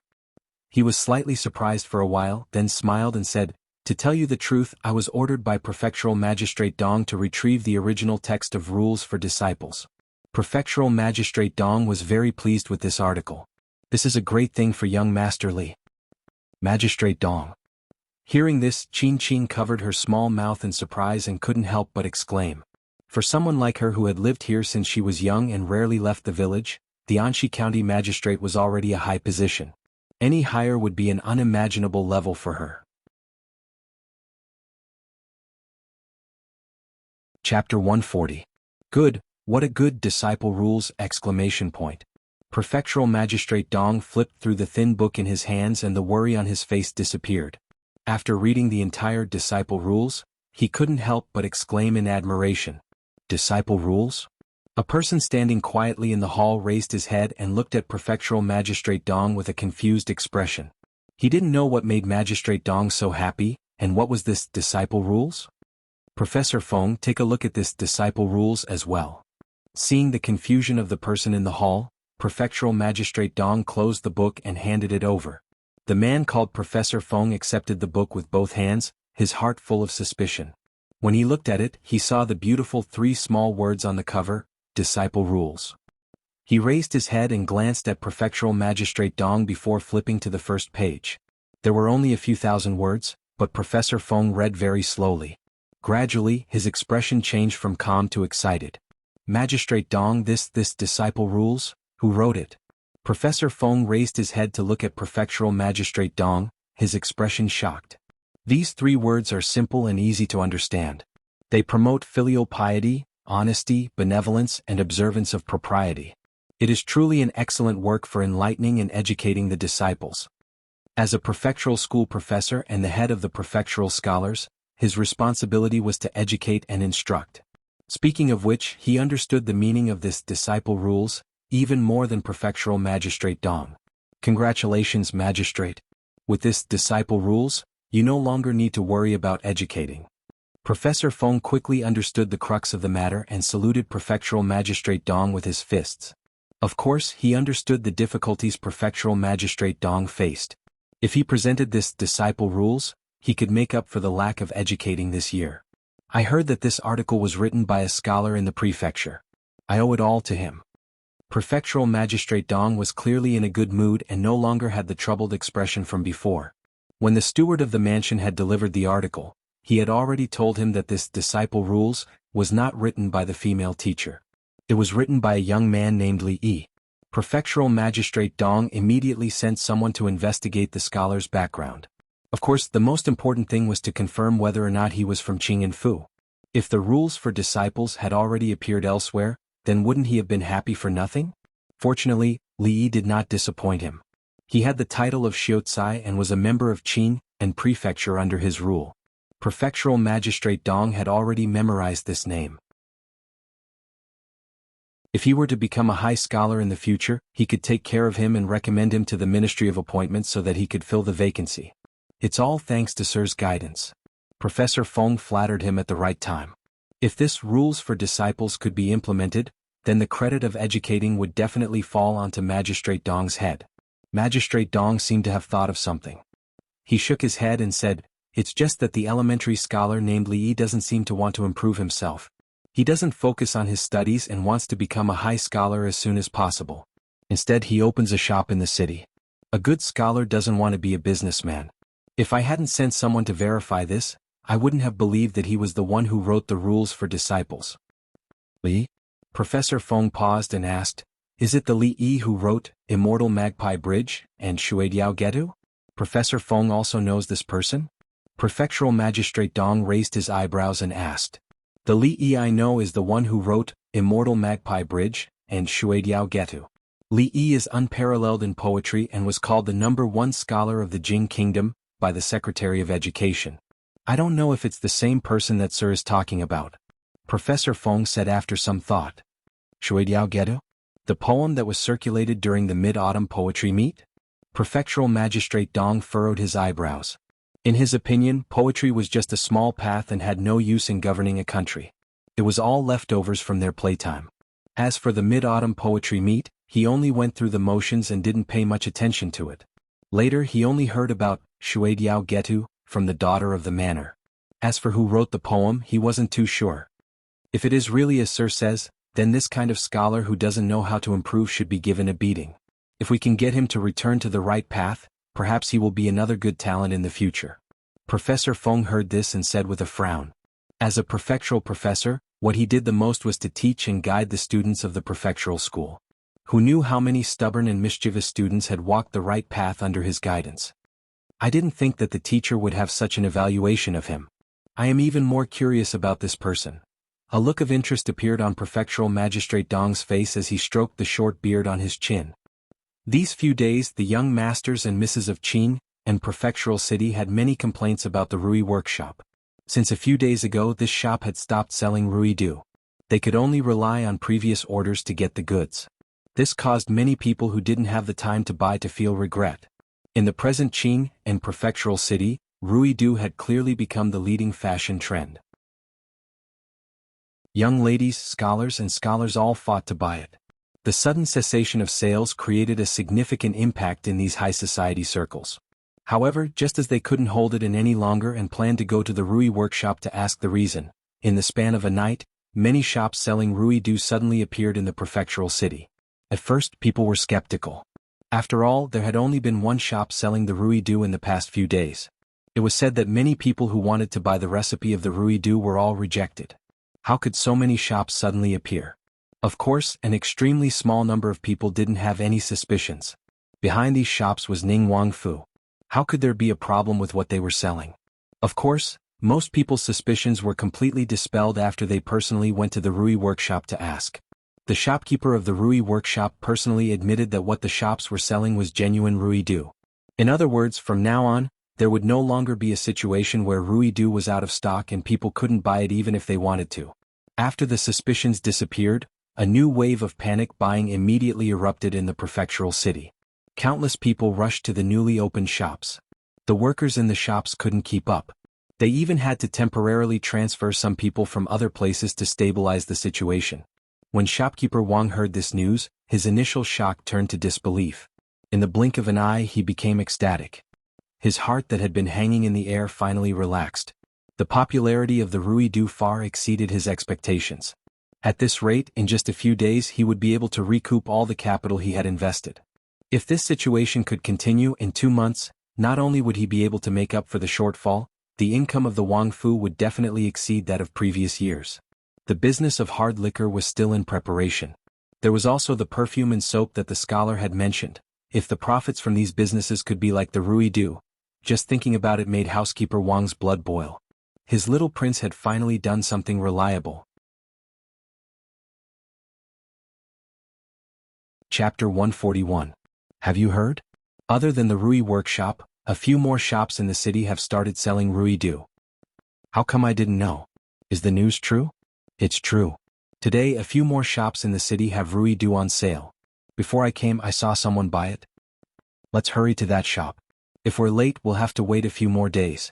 Seeing a few scholarly-looking youths pass by them and rush in a certain direction, a middle-aged man wearing an ordinary Confucian robe said with some confusion, "These days there's an item called Rui do. It's all the rage in the prefectural city, especially among the socialites.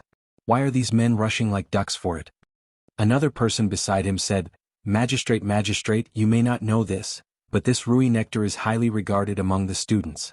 By smearing it on one's body, it can relieve fatigue, refresh one's mind, and increase one's spirit by 100 times. When a student is tired from studying, just a few drops would be enough for them to continue studying. These two people, dressed in plain clothes, walking slowly on the street, were Magistrate Dong and Professor Feng. Because of the rules for disciples, they were very curious about the elementary scholar named Li Yi. They wanted to see for themselves what kind of person was able to write such a piece of Mongolian literature, and what kind of person he was. Of course, other than this reason, they also wanted to use this opportunity to teach him to turn over a new leaf and diligently seek scholarly honors. If he really did succeed in the future, the magistrate and the professor would personally come to reprimand him, causing him to suddenly come to his senses and devote himself to studying.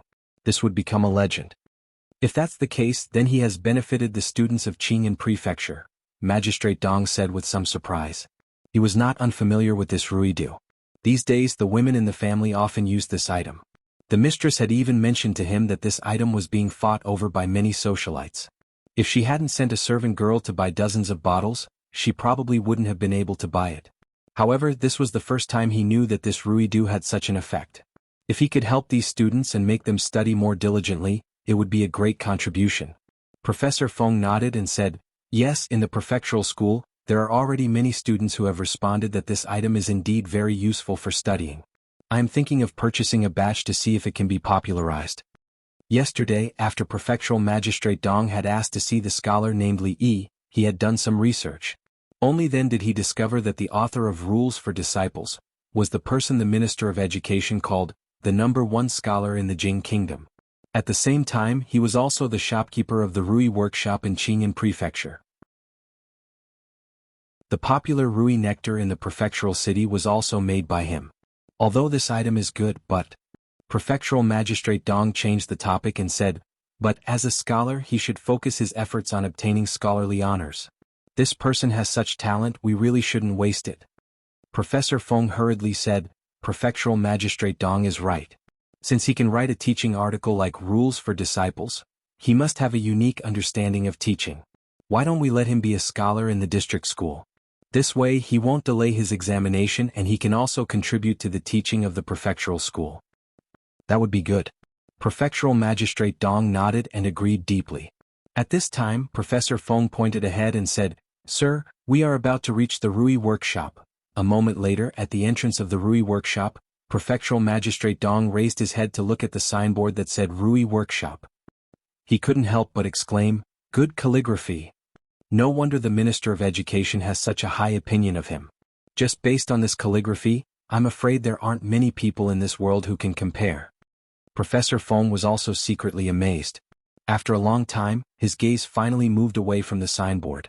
He turned his head and said, "Sir, please.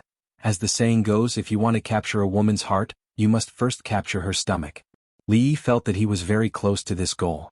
After his previous warm invitations, the female constable named Emingzu would always ask for a glass of wine when she passed by the shop while patrolling the streets. If it was mealtime, she would sometimes sit down and freeload a meal. This kind of unconventional and forthright personality didn't seem like someone from the royal family. She was more like someone from the pugilistic world. Li Yi would occasionally wonder if she was really a princess or a princess. However, looking at Li Xian, he knew that the members of the royal family of the Jing Kingdom were all special. At least they were very close to the people. After all, since ancient times he had never heard of any princess or princess taking being a constable as their profession. Regardless of whether she was experiencing this kind of life on a whim, from an outsider's point of view, at least she was very responsible. This also made Li Yi look at her in a new light. With such a loyal constable who abhorred evil, he would come to the store whenever he had nothing to do. Who would be stupid enough to cause trouble here? As Li Yi was thinking about this, two figures walked into the shop. Although Magistrate Dong was wearing plain clothes today and not his official robes, he had been in a high position for a long time. He naturally had the aura of a superior. After all, he was going to teach that scholar a lesson. His expression was slightly serious, but he didn't show any anger. Looking into the hall, the first person he saw was not the scholar, but a beautiful woman wearing a light blue constable's uniform. When Magistrate Dong entered, the woman happened to raise her head to look at him. The moment he saw the woman, Magistrate Dong stopped in his tracks. His body trembled and the dignified expression on his face disappeared. His expression became serious, and he was about to speak when the woman waved her hand casually. Magistrate Dong's words were immediately stuck in his throat. Professor Fong did not recognize the woman. After entering, he wore the serious expression that he usually wore in front of students. He walked to the side of the only young man in the hall and asked, "You are Li Yi?" Li Yi's face showed a look of shock. No way, someone really came to cause trouble? This person showed a grim face the moment he entered and named him by name. One look and he knew that this person did not come with good intentions. He turned his head to look at Emingzu and blinked. "As a constable, this person came to bully you right in front of your face and you don't care?" Emingzu took a sip of wine. The expression on her pretty face did not change. Seeing that Li Yi did not answer, Professor Fong thought that he had frightened him and continued to ask, "That disciple rules, was it your creation?" Disciple rules? Li Yi finally understood that the other person was not here to cause trouble.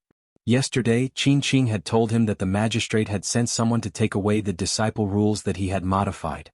At that time, Li Yi had been a little surprised. The only people who knew about the disciple rules were him, Qin Qing, and those naughty children. How did the magistrate know about it? But now was not the time to think about this. The magistrate was a very high position. The magistrate of Qing'an Prefecture was almost equivalent to the mayor of a municipality in the future. The rank was very high and Li Yi did not dare to slight him. He immediately stood up. "Welcome, Lord Prefectural Magistrate. Please take a seat, please take a seat." He did not know how to greet such a high official, so he hurriedly said this based on the little impression he had seen in the television series. Li Yi's action shocked Professor Fong. The serious expression on his face immediately disappeared. The magistrate was right beside him. Even if he had a few more guts, he would not dare to sit.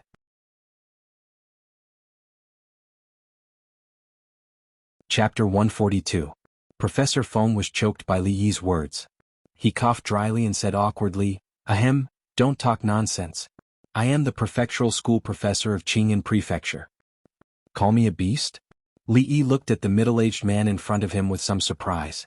His first thought was that he was actually a university professor in the future. He then realized that professor seemed to be an official position here, mainly responsible for the education of a prefecture. The prefectural school professor of Qing'an Prefecture was almost equivalent to the director of the city's education bureau in the future. However, he didn't plan on taking the imperial examinations. Even if he was the director of the education bureau, he wouldn't be able to control him, much less the director of the education bureau. Since he wasn't the prefectural magistrate, Li Yi didn't need to be so careful. However, he still had the necessary etiquette. After all, he still had the identity of a scholar. He bowed respectfully and said, "Sir, the rules of a disciple was written by me." Shamelessly claiming the fruits of someone else's labor as his own, he blushed slightly. Professor Feng nodded slightly. The young man in front of him looked talented. Looking at his words and actions, he seemed to be a person who knew how to behave. His first impression of him was not bad. However, thinking about it, to be able to write an essay like, "The Rules of a Disciple," his character would certainly not be bad. If he could be guided a little and get him on the right path, he might be able to achieve great things in the future. In layman's terms, he felt that Li Yi still needed to be saved. He nodded in satisfaction and then turned to look at Prefectural Magistrate Dong. After all, Prefectural Magistrate Dong was the main character today. There were some things that he shouldn't meddle in. Prefectural Magistrate Dong didn't seem to see his gaze. He looked around at the decorations in the shop. One moment he looked at the shelves, the next moment he looked at the paintings on the wall. He didn't seem to speak at all. Seeing this, Professor Feng was slightly taken aback. He wondered what was wrong with Prefectural Magistrate Dong. Didn't he say he would personally lecture him? Before he came, Prefectural Magistrate Dong had specifically told him not to reveal his identity and to just treat him as one of his tutors. However, Professor Feng didn't dare to treat him as a tutor. Seeing this, he didn't dare to remind him and could only do it himself. What Professor Feng didn't know was that Prefectural Magistrate Dong was still curious as to why Princess Yongle was here. What was her relationship with this scholar? Why would she speak so casually? Professor Feng looked at Li Yi and said in a deep voice, "The rhythm of this disciple rules is easy to read and the content is simple. It preaches the way of the sage. I have discussed with the Prefectural Magistrate, and we wish to use it as an introductory book to spread throughout the prefecture. Are you willing?" Li Yi was not surprised by Professor Feng's words. Yesterday, when Qin Qing told him about this matter, Li Yi had already prepared himself for someone to come looking for him. After such a long time, he had more or less figured out the situation of this world. When he first read the annals of the Jing Kingdom, he was completely clueless about the history of the Jing Kingdom. However, when he went back further, he could find some familiar traces. Xia, Shang, Zhou, Qin, Chu, Han, three kingdoms, Wei, Jin, and northern and southern dynasties were all there. The general direction remained the same, but when Li Yi compared more specific details, characters, or some minor events with the history books in the library, he found that there were still some discrepancies. The wheel of history officially began to deviate and diverge, probably during the Sui and Tang dynasties. The country named Tang ended the chaotic times at the end of the Sui dynasty. However, not long after the country was founded, it welcomed a major split, forming a regime similar to the 5 dynasties and 10 kingdoms. The Jing Kingdom was established at that time, and it had been 50 to 60 years since then. There was no 3-character classic or 1,000-character classic in this world. Although there were other introductory books to replace them, they were relatively obscure and not suitable for children to learn. They were far from being as easy to understand as the Disciple Rules. The Disciple Rules still had a lot of controversy in later generations. Some people said that it promoted foolish teachings, and was only suitable for the ancient feudal society. Both sides expressed their own views and the controversy was not small. However, in the current Jing Kingdom, where Confucianism was still the mainstream, no one dared to say that the Disciple Rules promoted foolish teachings. The father was the ruler of the sons, and the monarch was the ruler of the ministers. Daring to say that this was a feudal way of thinking, did you want a rebel? With such a big label on your head, even the most powerful person would be crushed to death. As these thoughts flashed through his mind, Li looked at Professor Feng, cupped his fists and said, "Everything is up to you, Your Excellency." This professor had already discussed with the prefectural magistrate, and he still came to ask for his opinion. Wasn't this too much? If he really felt that it was not good to take something from someone else for free, he could just give him a few thousand taels of silver. You are worth teaching. Professor Feng was even more satisfied. He thought to himself that this elementary scholar was not like what he had thought. He looked like a promising talent. As Emingzi listened to the conversation between the two of them, she could not help but feel a trace of happiness in her heart. What was this disciple's rules? It actually made Prefectural Magistrate Dong and the Prefectural School Professor come to visit at the same time. Could it be that this scholar had some abilities that she did not know of? As she thought of this, when she looked at Li Yi again, a strange look appeared in her eyes. As for Prefectural Magistrate Dong, he had already completely become a qualified follower. He stood behind Professor Feng without saying a word. Most of his attention was on Emingzi. Since you have such talent, why don't you think of improving yourself and take the imperial examinations to serve the country? As a scholar, you actually chose to walk such a lowly path. Have all these years of reading by the sages been in vain? After asking Li Yi symbolically and going through the process once, the next thing to do was to get to the main point. Professor Feng's face was stern as he looked at him and said this sternly. His voice also raised a few pitches. This was also the way he usually reprimanded his students. Li Yi was shocked. He did not expect this guy to change his attitude so quickly. Just a moment ago he was talking to him in a friendly manner, and the next moment he turned into a coffin face. Li Yi did not react for a moment and stood there in a daze. His expression fell into Professor Feng's eyes. Naturally, he was ashamed of his words and was on the verge of repentance. Professor Feng's expression softened as he looked at him and said, "Since you have done a good job in educating the prefectural school, I can make an exception and allow you to become a scholar in the county school. It will not affect your studies and will also be of great help to you in the future when you take the imperial examinations. First knock him unconscious with a stick, then feed him a sweet date." Professor Feng had been in charge of the prefectural school for so many years and had long since perfected this method. He raised his head slightly and looked at the scholar in front of him, waiting for the moment when he would be deeply grateful to him. Although the rank of a county school official was not high, it was still an official. A high scholar might not care about it, but it was a position that many elementary scholars would fight to get. If he was lucky enough to become a high scholar in the future, he might be directly promoted to a teacher and would not have to wait for the Ministry of Appointments to appoint him. Scholar? After Li Yi reacted, his expression immediately changed. Not long ago he had rejected the position of the school teacher and now someone wanted him to become a scholar. He was completely uninterested in this. If he really became a scholar, he would be under the control of others. He would no longer be able to lie comfortably in the courtyard and bask in the sun. He would also not be able to do things as he pleased. He would probably only be able to earn a few taels of silver a month. He might as well sell a bottle of Rui. In just a moment, Li Yi rejected this suggestion. "Why, you are not willing?" Professor Feng looked at him and asked with a frown. "It's not that I am not willing." Li Yi straightened his body and bowed to Professor Feng. With a troubled expression, he said, "It's just that I have had a chronic illness since I was young. Every time I think about taking the imperial examinations and becoming an official, I would be bedridden. I had no choice but to give up on the imperial examinations and become a businessman. Your Excellency, I am very grateful for your kindness. However, because I was born with a chronic illness, I can only thank you for your kindness." Professor Feng was stunned. What kind of chronic illness was this? In this world, was there an illness that prevented one from becoming an official?